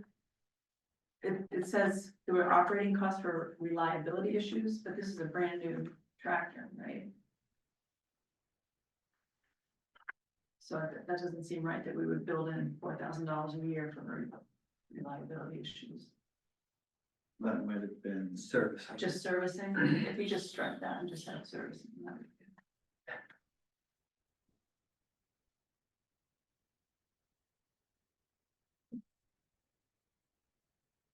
Yeah, that's one of the things in the capital sheet that I think is a little bit odd. It's very typical for a capital program, but it's something that I question how useful it is, where you're supposed to estimate the annual operating Right. cost, which makes sense if you're adding a new level of service.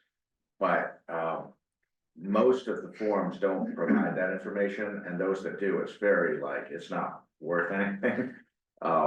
It's just kind of one of the odd things, because yeah, unless you're like creating a new obligation, if all you're doing is servicing something that you already have the vehicle, now you're doing a replacement vehicle. I mean, it costs what it costs to, change the oil and those kinds of things. It's just a weird.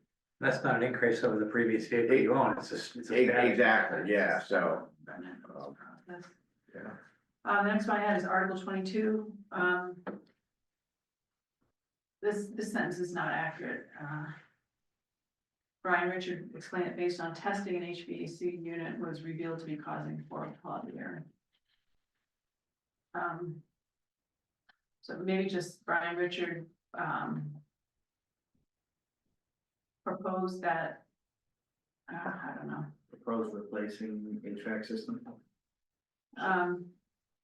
Suggested that an HVAC system may be part of the problem, or. Suggested could help relieve. Well, I mean, what he was Yeah. told by, I don't know if it was DEP or DPH, whichever state agency it was. What was in that report was they said that it was short cycling, running, cycling on and off too quickly, resulting in not drawing out the air. That was one of several, or 15, I think, recommendations. So Yeah, but I mean, regarding the HVAC, that was. yeah, but it wasn't revealed to be causing poor air quality. That's a little too definitive. I would just say that, I don't know, we're kind of like Monday morning quarterbacking here because now we know. I'll write something in, send it to you, just to clarify that. On Article 23, did Jim Sparrowakis give an account of the state of the flooring? He talked about his expertise on flooring, I believe. Jim Sparrowakis? I thought it was, Dennis. was it Jim or Dennis? I thought it was Dennis. I thought Jim. It was Dennis, he pulled out the thing out of his little thing and showed the piece that had chipped up, Dennis had gone up and looked at it. What does Jim do for work? Is he- No, Jim, Finish it that's too. it. No, Jim is a chemist, I think by training, and he works for a company that does coatings. Okay, So so he- this is, very relevant to what he does. Yeah, okay, I think they both did talk about coding. Dennis was the one who talked. Yeah, about- Dennis had experience with his church. Jim, yeah. Yeah, the gym Right. for his church, whereas, Jim has experience from, that's what he does for a living. It's related to what he does for a living. So I think, Jonathan Seymour's the one that led it off, so. Yeah. I would just, maybe you could even strike that part. And just include it with the Jonathan Seymour sentence.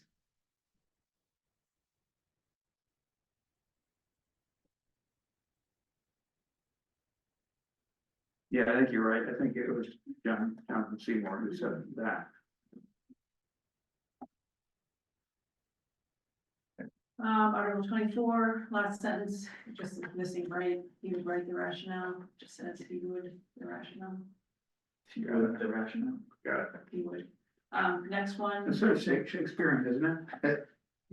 Second sentence, it says a non-hybrid will be selected. I think it'd be better just to say a gas. That's clear. The next one, the middle of the paragraph, additional work will be done to fix trim around the station. I assume that's exterior trim, right? Yeah. So just, Internal term too. well, it could be, but just think it should be, it's all exterior stuff. Next one, building and grounds, we're not using that, right? Or Brian is a facilities manager? Yep.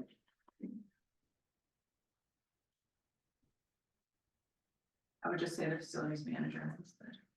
Yeah.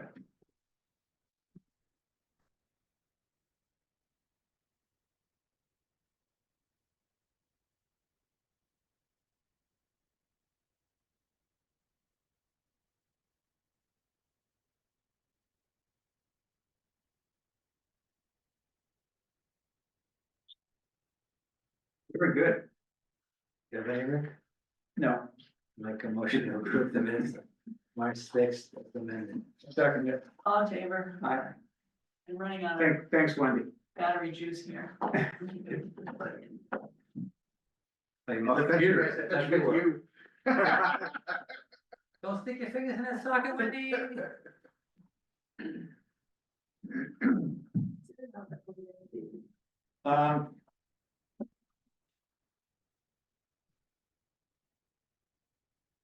Is that right behind Chris? Oh, yeah, right there. All right, where are we here? We are on to the MVP grant. All right, so you said you were not able to, do the staff, Well, so I made some headway, but I did not complete it. okay. But I'll show you kind of how I'm thinking about it, and, this reflects probably about 40 minutes of work. And I think to complete it would definitely take another hour and a half to actually review the numbers with staff would take more, but I think, what I've got up on the screen here, I worked on, I did talk to staff at the meeting yesterday morning, just to let them know I've been asked to put together, kind of estimates. We handed out the, copy of the, both that, 11 by 17 budget document as well as the Schedule B or Attachment B, which was the first time they'd seen it, because, obviously me and Christine were like right into it, but no one else had seen the complete grant. And so I told them that, I would be, following up with them to kind of work through their time impact. There just was no time for me to do that. So I kind of put my consultant hat on like I used to do when I was writing proposals. So and this is, I think, a reasonable way to do this is, so I would take like a task and look at who's the lead, and how many months is it affecting. And let's see, it looks like I've got, let me unfreeze the panes because it's, or freeze them in a different place.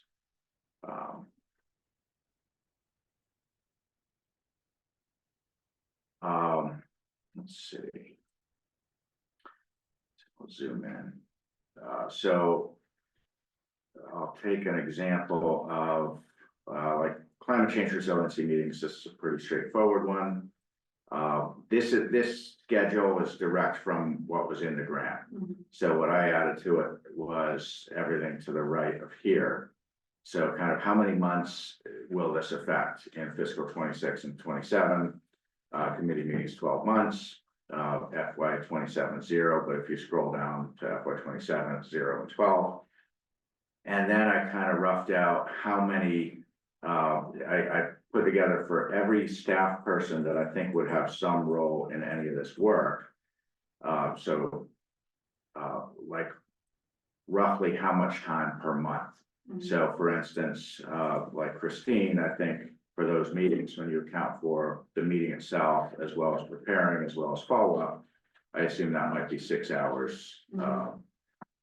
For me, if I attend the meetings, that's a couple of hours. There's always something I'm involved with in the run-up. So, you know, then conservation agent, highway superintendent, so on and so forth.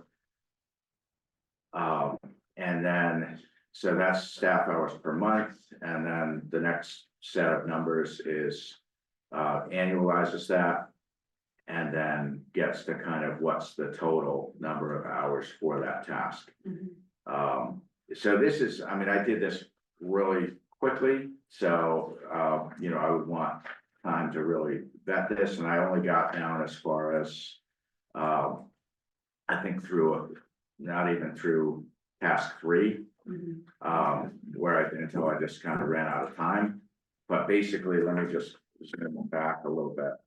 Basically, to do this in the way that this is just how my head thinks, and I don't honestly know how else you would do it. It's just like how it's done.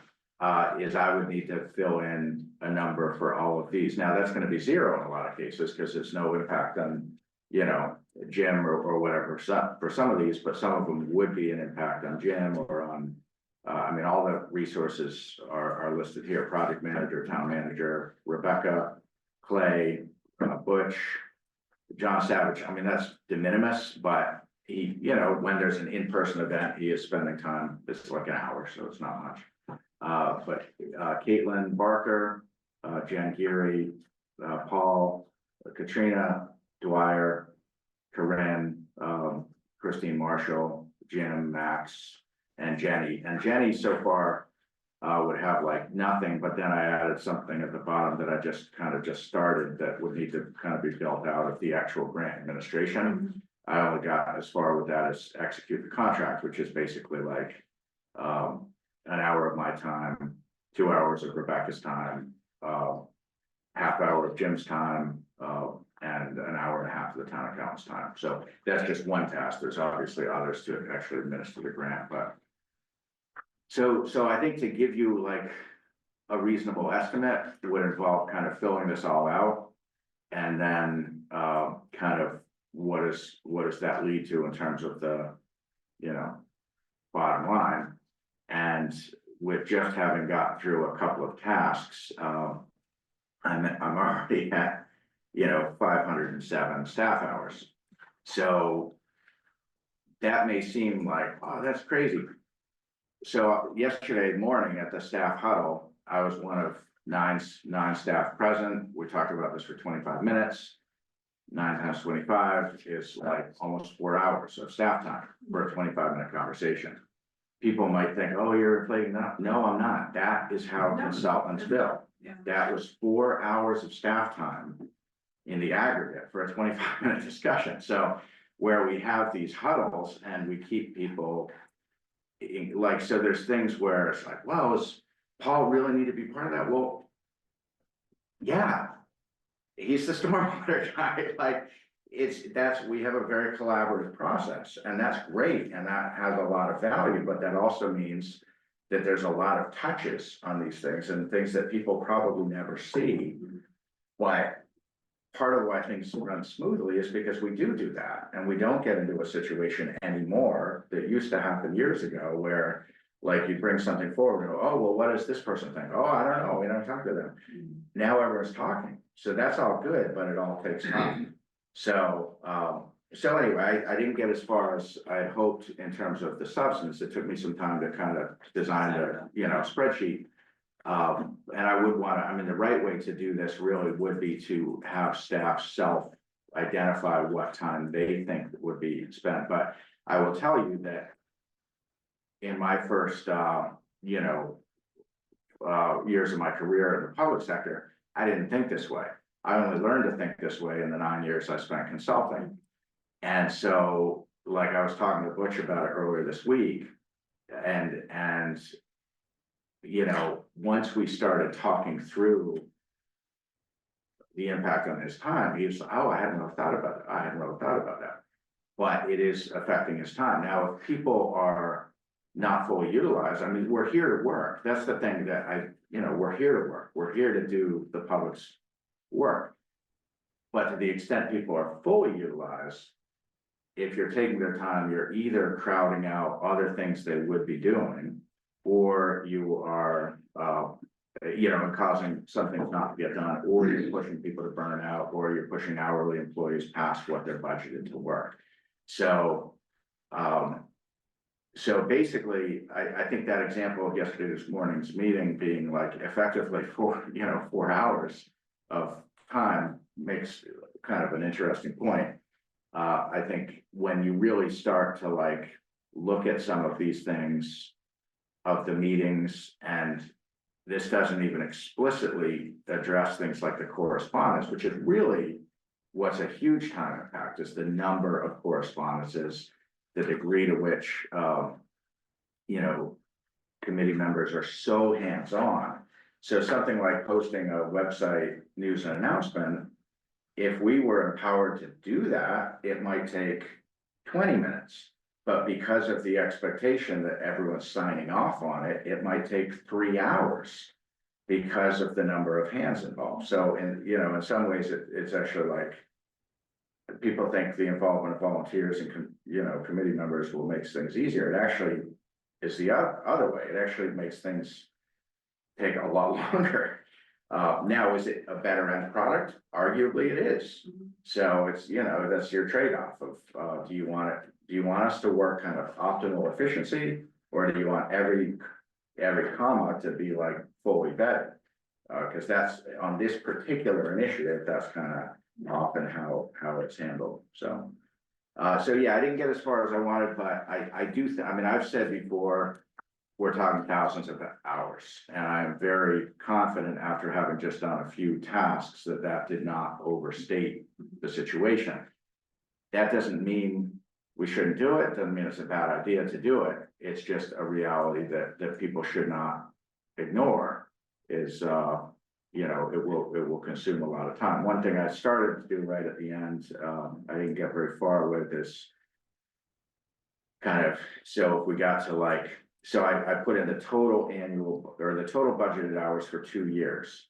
So for instance, for Christine's position, where she's in for 32 hours a week, that's going to be less than someone who's in for full-time. But I've got, so over the course of 2 years, she's on the books for 3,300 hours. That doesn't back out vacation, those kinds of things. So that's a higher number.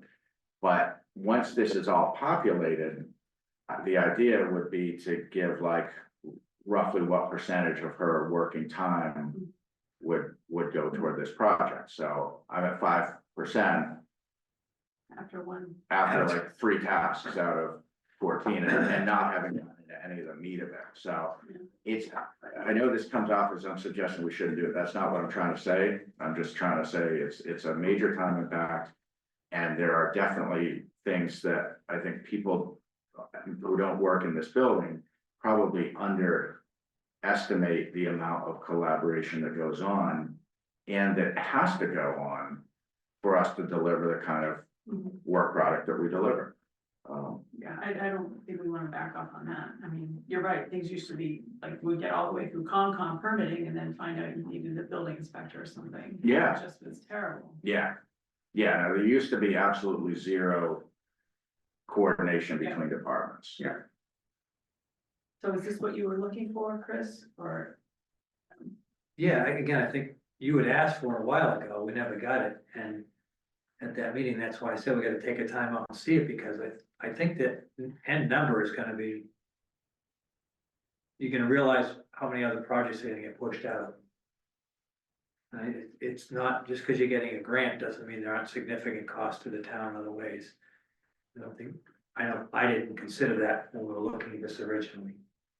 And it would have been helpful to have looked at it like this then. Mhm. But how much time is it gonna take you realistically to, I mean, this is another example. It's Well, gonna take you time to document it, so- Yeah, I mean, this is part of, part of project management. You wouldn't normally do it in the public sector because you Yeah. kind of do whatever's thrown at you. But when I look at, I've been here almost 7 years working pretty much at the red line. I mean, not pretty much, I've been at the red line for 7 years. Period. Yeah. Period. And I look at things on my to-do list from July 2018 that are not done. And now, are those more important than some of what we're doing? Not necessarily. Why are they important? Yeah.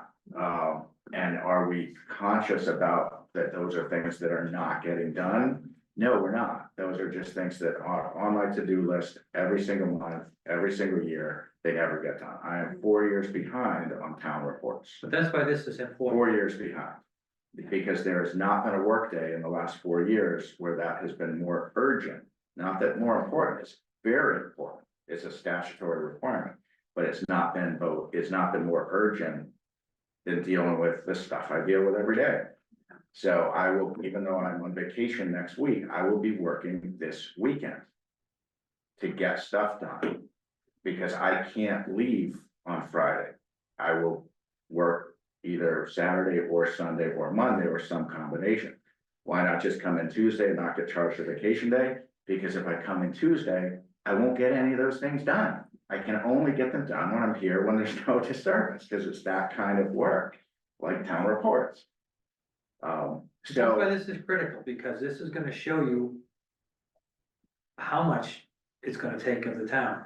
And you said private industry, I was in private industry before we would even bid a project, we would look at, we had. that's what we did. Everything scheduled for 2 years, where That's our what- projects yeah. were. That's what we did. We didn't when I have the was in South. availability in that time slot, we knew the hours it would take, we wouldn't even bid a project because it'd be a fool's game. And you're making a commitment you can't honor. That's why it's, yeah, Right. and then they'll never deal with you again. Exactly. So I think we need to do more of this, especially on larger projects, before we go down these paths. I don't know where this is gonna leave us, but it looks disturbing. Yeah, my concern is if there's a possibility, we're gonna not, I don't wanna not accept your grant. I think that would be such poor form to be awarded a grant and then say, no, thank you. If there's any inkling that we don't wanna move forward, I think we should withdraw before they grant it. I don't know what that time frame looks like, but, and I don't know how long it's gonna realistically take you, Angus, to complete this. Well, it's not something I'm gonna do before vacation, because No, I have other understood. things that Yeah. have to get done. I do think I could get it done in about an hour and a half, but then to actually, I mean, the thing is, if something like this is gonna become a basis of considering a decision, I would want to then circulate it and have staff affirm and say, oh, you've overstated this, and some of these are not elegant. So for instance, I did this very quickly. So for instance, like I'm putting in like typical hours per month and multiplying by 12, but some of these are not, they're not like that. Because even though, so for instance, like it might show up as on the calendar as being a singular event, in-person meeting is showing up affecting May and June, so I put in affects 2 months.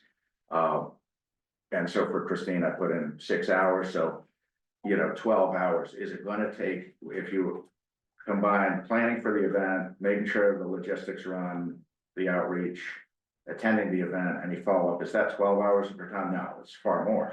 But there's already things in here about like periodic outreach and like email. So that's gonna be some of that. So it's not all mutually exclusive. Some of the things that are the outreach are gonna offset the time to do the event because it's already embedded. So there's a lot of that, and then there's also certain things that certain periods of time it's gonna take more time, certain periods of time it's gonna take 0 time. So even things like the CCRC meetings, I put in 12, knowing that over the course of 12 months, Christine might go to 9 or 10, she might not go to 12.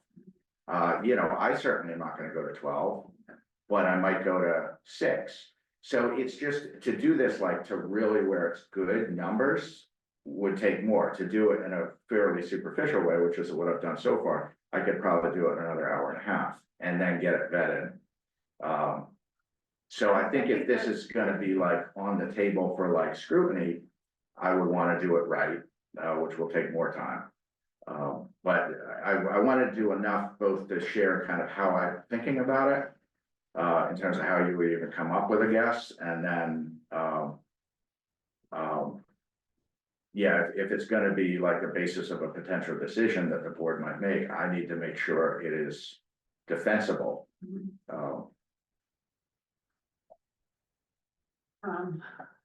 I'm just leery of giving you another task that you can't accomplish with anything else that's going on. Yeah, so like here, when I was, this is one of the first ones I did, I put in a little comment in the workbook saying, oh, that's a weird, well, the comment's not. Oh, there's all this preface that some AI put in, but, so I take a comment, I said, it's 2-hour meeting, 1.5 hours prep, 1.5 hours each prep and follow-up. That's for the initial internal kickoff meeting with the town EEA and consultant. So I put in 5 hours, knowing that someone might look at it, how 5 hours? Well, it's 2-hour meeting, 1.5 hours of prep, 1.5 hours to follow. So I like, there would be a way to do it where you'd have a comment section, but then, I mean, this could, you could. I was thinking that for those that are anything other than intuitive, like maybe I just put in a comment, so if someone's like, that's not the right number, I could say, no, this is what I was thinking. And it's not just the meeting, it's the prep and the follow-up. But when you say someone, do you mean staff or do you mean committee members? I mean committee members. All right, so this, you are doing this for us, and I don't demand like, you know, accuracy to the nth degree. I'm just I'm looking for an understanding, a ballpark. I'm gonna say is we used to do a very similar thing when I did it. We would bid multi-million-dollar jobs. I would look at the drawings, we'd do the ballpark, and it would back into the equation. Say, I think it's gonna take, 12,000 hours of shop time and so many hours of project management time. And then when we get the job, if we decide to bid, we would then track it at the end and reference how well we did. You'd be amazing how close you actually come most times, because it's in your brain. You're living this stuff every day, and it's intuitive. You know that in a certain meeting, after certain people, what the fuck. So I think even with a ballpark, you're gonna find out you become very close. Yeah. And if we do go down a path like this at the end, you track the hours through and follow up and see how well you did. Next time you have a better idea, you get better every time. The way we did it when we were bidding jobs and consulting was very similar. And then what we would do is we would always, a key component on pricing was the duration of the contract. Is it a 5-month, 7-month job, 14-month job? Because what we would do is we would pencil in all our numbers based on what we thought it would take. We would always get to so then you get the bottom line. Then we would divide that by the number of weeks of the expected engagement and say, how many hours per week? Because we had done so many different contracts that we had a very good sense of like the project manager, which was generally me or my boss, he or I were managing all of the projects. We knew like week in, week out, we were gonna need to average 6 to 8 hours a week per project to effectively manage that project. Some weeks it might be 24 hours, other weeks you might get by with 3 or 4 hours, but on average, over the life of a project, that was the number. And then support staff would be different and it would depend on the exact scope. But just with communications and meetings and so forth. So we would do kind of a reality check where we would pencil in everything into the numbers. Then we look at the bottom line, divide it by the number of weeks and say, does that pencil out to about what we think? And then, to be very frank, and I think a lot of consultants did this, we would then have to squeeze the numbers because they were higher than the budget supported. Because town X might issue a scope to do a 40R smart growth zoning district for their town center for $30,000. It's not $30,000 of work. We were at a place business-wise where we needed the work. We were good at what we did. We were good at getting jobs. And when we knew if the town has $30,000, like, we can't come in with a proposal for $45,000. So we would squeeze the numbers and we would try to do it. We tracked our time meticulously. And on 1/3 of the projects we did, we gave more hours, sometimes as much as 1/3 more hours than we did. And that's why we did very well in terms of our reputation. I won 6 statewide awards in 5 years of consulting, including at the State Smart Growth Conference in 2007, recognized in a ballroom of 1,200 people. I mean, we had tremendous success. But business-wise, it was very difficult. I was working 70 hours a week.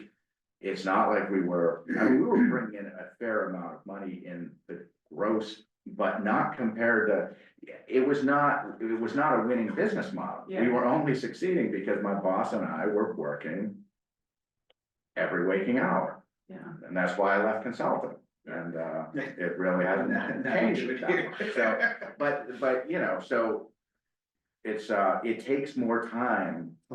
See, we don't want the town to be in that position, that's what I'm saying. Yeah, well, you burn people out. Right. That's, So yeah. that's why it's important to understand the hours on this, and I don't know, I don't know how long it's gonna take you to find that hour and a half.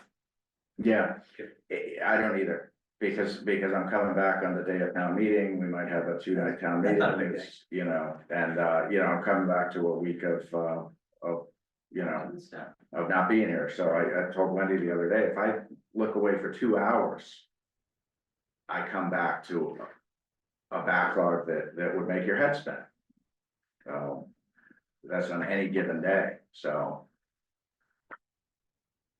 All right, so what do we want? I mean, I can do it for the May 15th meeting. You know, definitely not for the May 1st. Yeah. I think that's fine. I mean, I can't imagine they would award before then, if they did, then got a different issue to talk about. One of my, kind of frustrations about this particular initiative, and I expressed this to staff yesterday morning. I feel like because the FY24 grant was so condensed, and it was 20 months of work done in 9.5 months, and it put everybody through the ringer. We didn't ever have the time, either as staff or I don't know if the board members did, but to even fully process the information the consultants were presenting. We would be given 280 pages of reports, highly technical, very detailed. We would be pushing those out for a public meeting before we'd even had a chance to not even read it, like even skim it. So we were on such a treadmill, because obviously this wasn't our only project. You know, a lot of this was overlapping with last year's budget and last year's town meeting, which you recall was until this year, the biggest one anyone had ever seen.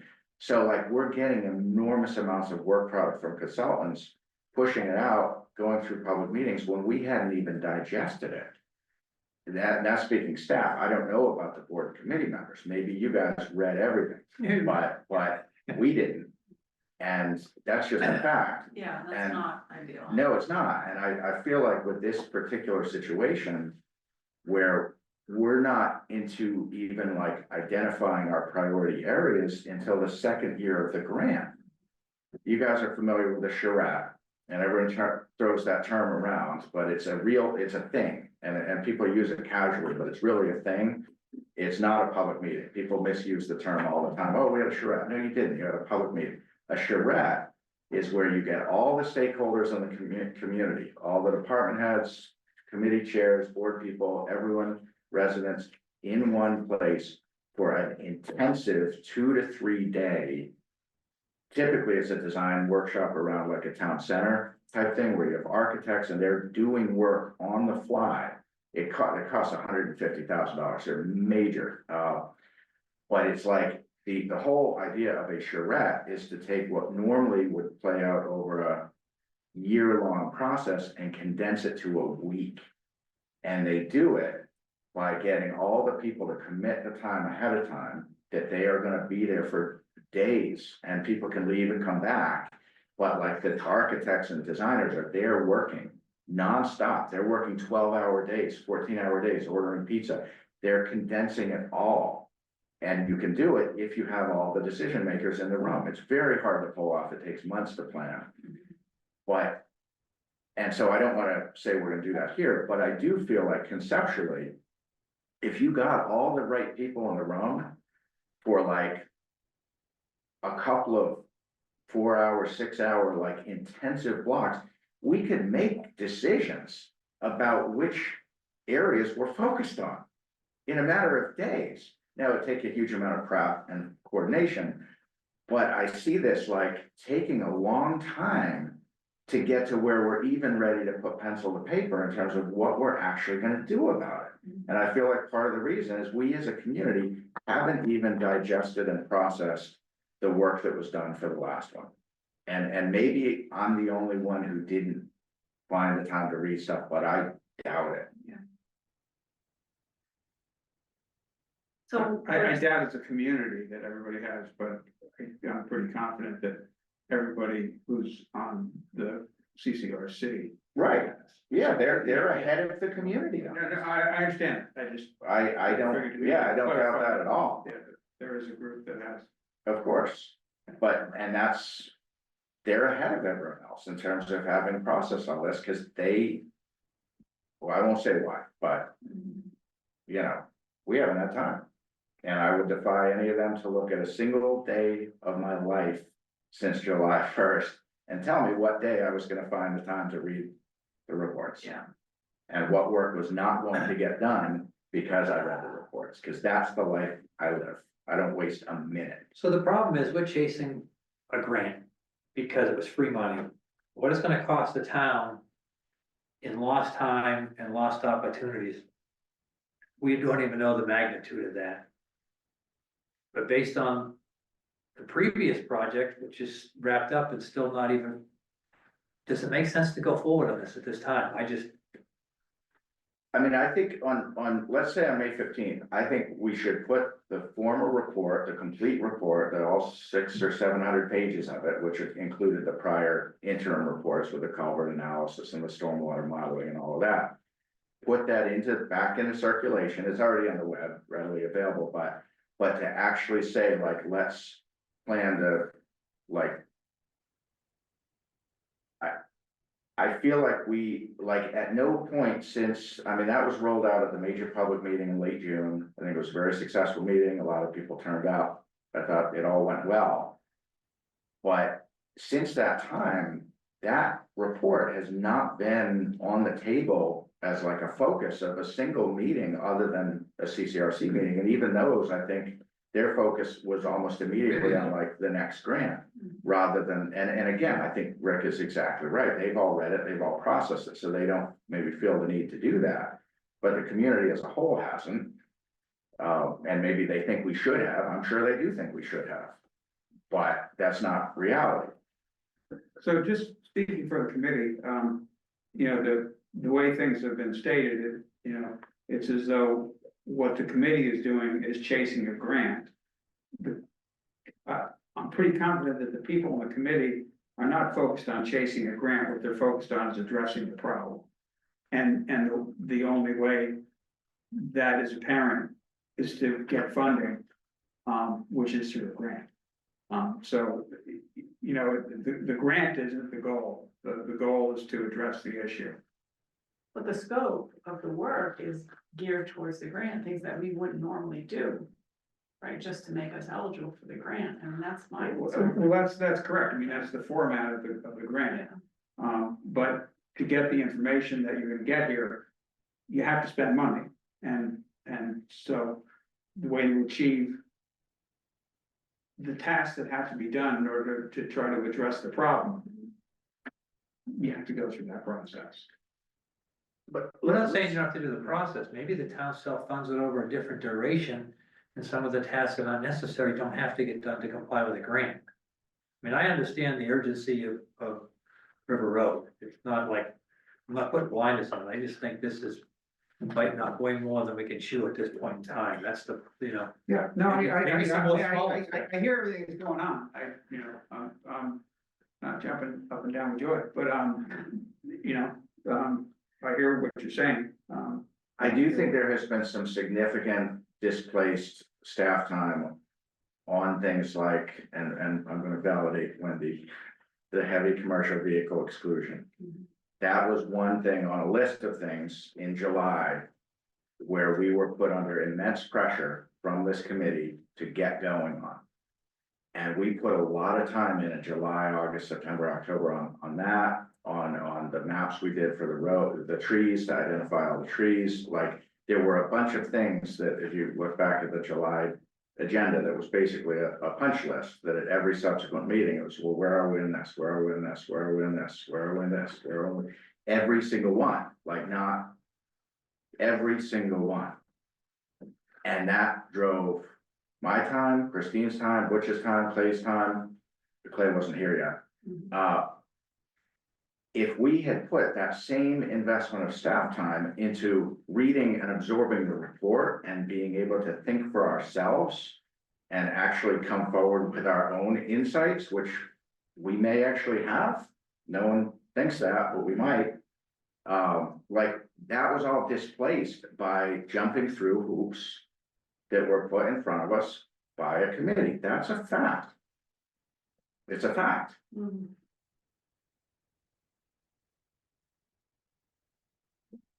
And that's time that, you know, we don't have, you know, we're using every hour. So if we're spending an hour here, we don't have it for that other thing. So we can't do it all. Like, we put a lot of time toward things that really, I think, were kind of a distraction from actually like thinking strategically and absorbing all that mapping that was done and all that great work that was done in the prior round, to actually absorb that and say, okay, what are our priorities in terms of like geographic focus within the study area? Because we don't have an answer to that. So, I mean, what would the harm be of withdrawing and allowing staff at some point to talk about exactly what you described, of absorbing it, thinking about what to do next? I mean, I think one reasonable concern, to take the other side, would be if we're not aligned to a grant, it's easy to envision it could just kind of fall by the wayside, because with all of this, there's all the other stuff going on too. So it'll fill the which, by the vacuum. way, is on the priority list. I feel like I have to Yeah. keep saying that, you know, this grant was not on the priority list. So, Yeah. So, you know, I do think there would be a reasonable concern that like, would it there ever wouldn't, happen? there wouldn't be a focus on it, because it wouldn't be tied to a timeline and kind of,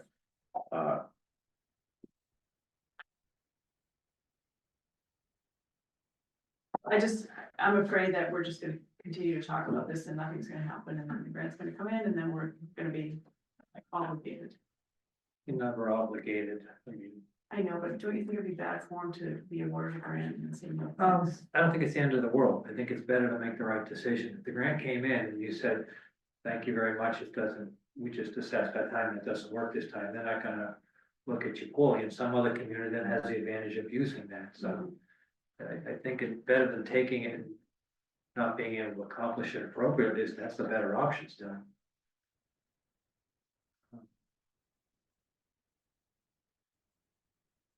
All right, so We need smaller bites of this piece, you know, it's all too much all at once, it's, right, that's fine. well, I'm hesitant to task Angus with spending another 2 hours at least, probably like 3 or 4 by the time he gets staff involved. Yeah, I'd be amazed, I mean, if you could do that in an hour and a half, but. I mean, I could do it I would be off impressed. off the top of my head, and it with some reasonable, you know, basis. But then to vet it would take more time. But it should, you know, I think if we're gonna start introducing like some number of hours, it needs to be defensible. Maybe Well, that's not. if we'd have done that and before we applied, that would have been helpful. Right, but that. To do it now and back it in, right, we're just looking to get an order of magnitude at this. Yeah, I think an order of magnitude is what we could do. All right, how about if you do the hour or the Yeah. hour and a half, and then let us look at it before you prove it with staff? Sure, Is that would be good. Okay. Yeah, that would be fine. Yeah. All right, correspondence, Whittier School Committee. You know, I mean, I don't wanna get into a big battle, but I just wanna say thanks for your opinion. We have a different opinion from town council, and by the way, you know, kind of move. It's not moved. Well, we selected the representative. They've, you know, just been rubber stamped by the school committee. I only think it's moved because we're gonna have a new agreement at some point in time. That could be 10 years down the road. before we get there. Yeah. And right is right and wrong is wrong. Their attorney, and I believe the school also did it to Pentucket, they read the first half of the paragraph. Yeah, they didn't. Very cleverly neglected the second half of the Yeah. paragraph.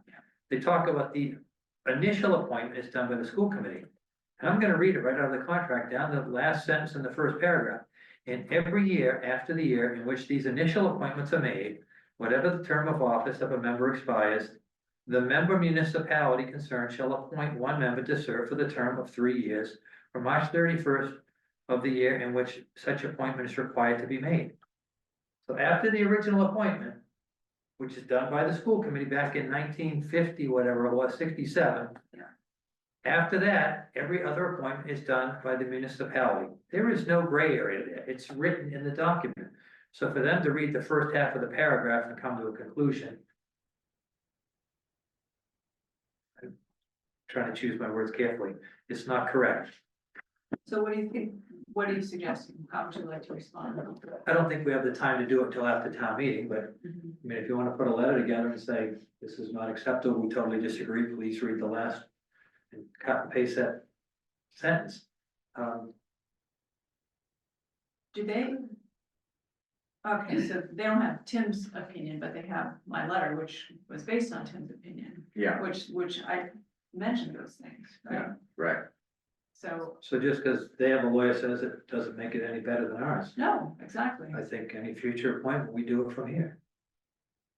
And tell them this is what we plan to do, because it's very clear, we've got a difference of opinion, I don't know how you litigate that. So, so just backing up a little bit, I don't disagree with anything. Did the school committee make an appointment? Yes, They appointed Kevin, Okay. because Okay. we. Right, I hadn't heard that, and you sort of alluded to it just now, but I hadn't, didn't know that. Yeah, the actually meeting happened. was Tuesday, Okay. or last Tuesday or something. Okay. no, just 2 nights ago. Yeah. But that was due to the murkiness of the process and them agreeing at this time to do it. I think you actually need clarity on it. And not, by the way, not just this district, you've got Triton. What other districts send kids to Whittier? I think that's the only one. Okay, but that was one of the big issues on the agreement. Yeah. that the districts weren't getting to appoint their own people. Well, it's actually in the agreement, and we're arguing at a point that shouldn't even be argued at this point. So just respond from us, or do you feel like we need an actual opinion from Tim to? Or a letter from KP Law to them? I mean, what do you? Maybe you need really a separate letter that says, with the first letter attached to it, saying, read the rest of my letter, Yeah, you know? Again, I would be happy if you sent something back and said, we received your letter.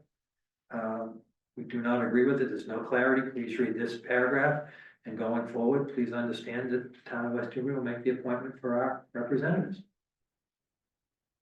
what do you think, James?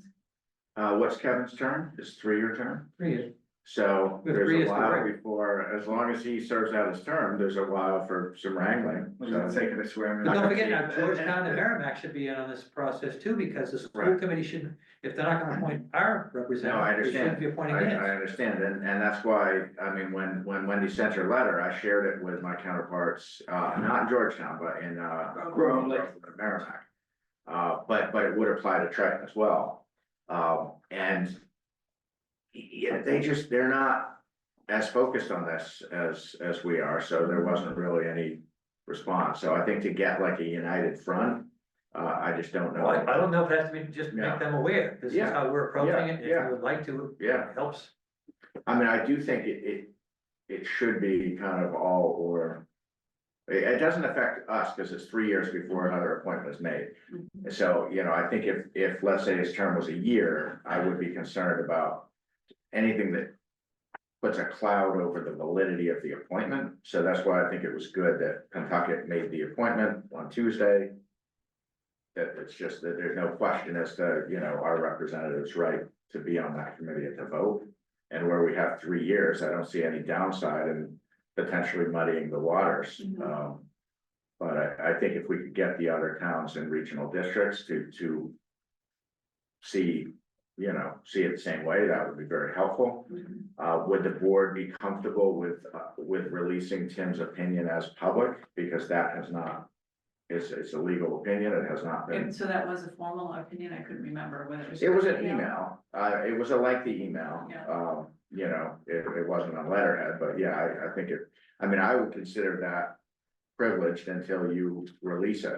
But I mean, I don't recall it word for word, but I don't recall there being anything in it that would offend anybody or. No, I don't think so. Or I had already assumed it was, No, it available wasn't, for public. no. Cause you've been sharing that, right? Me?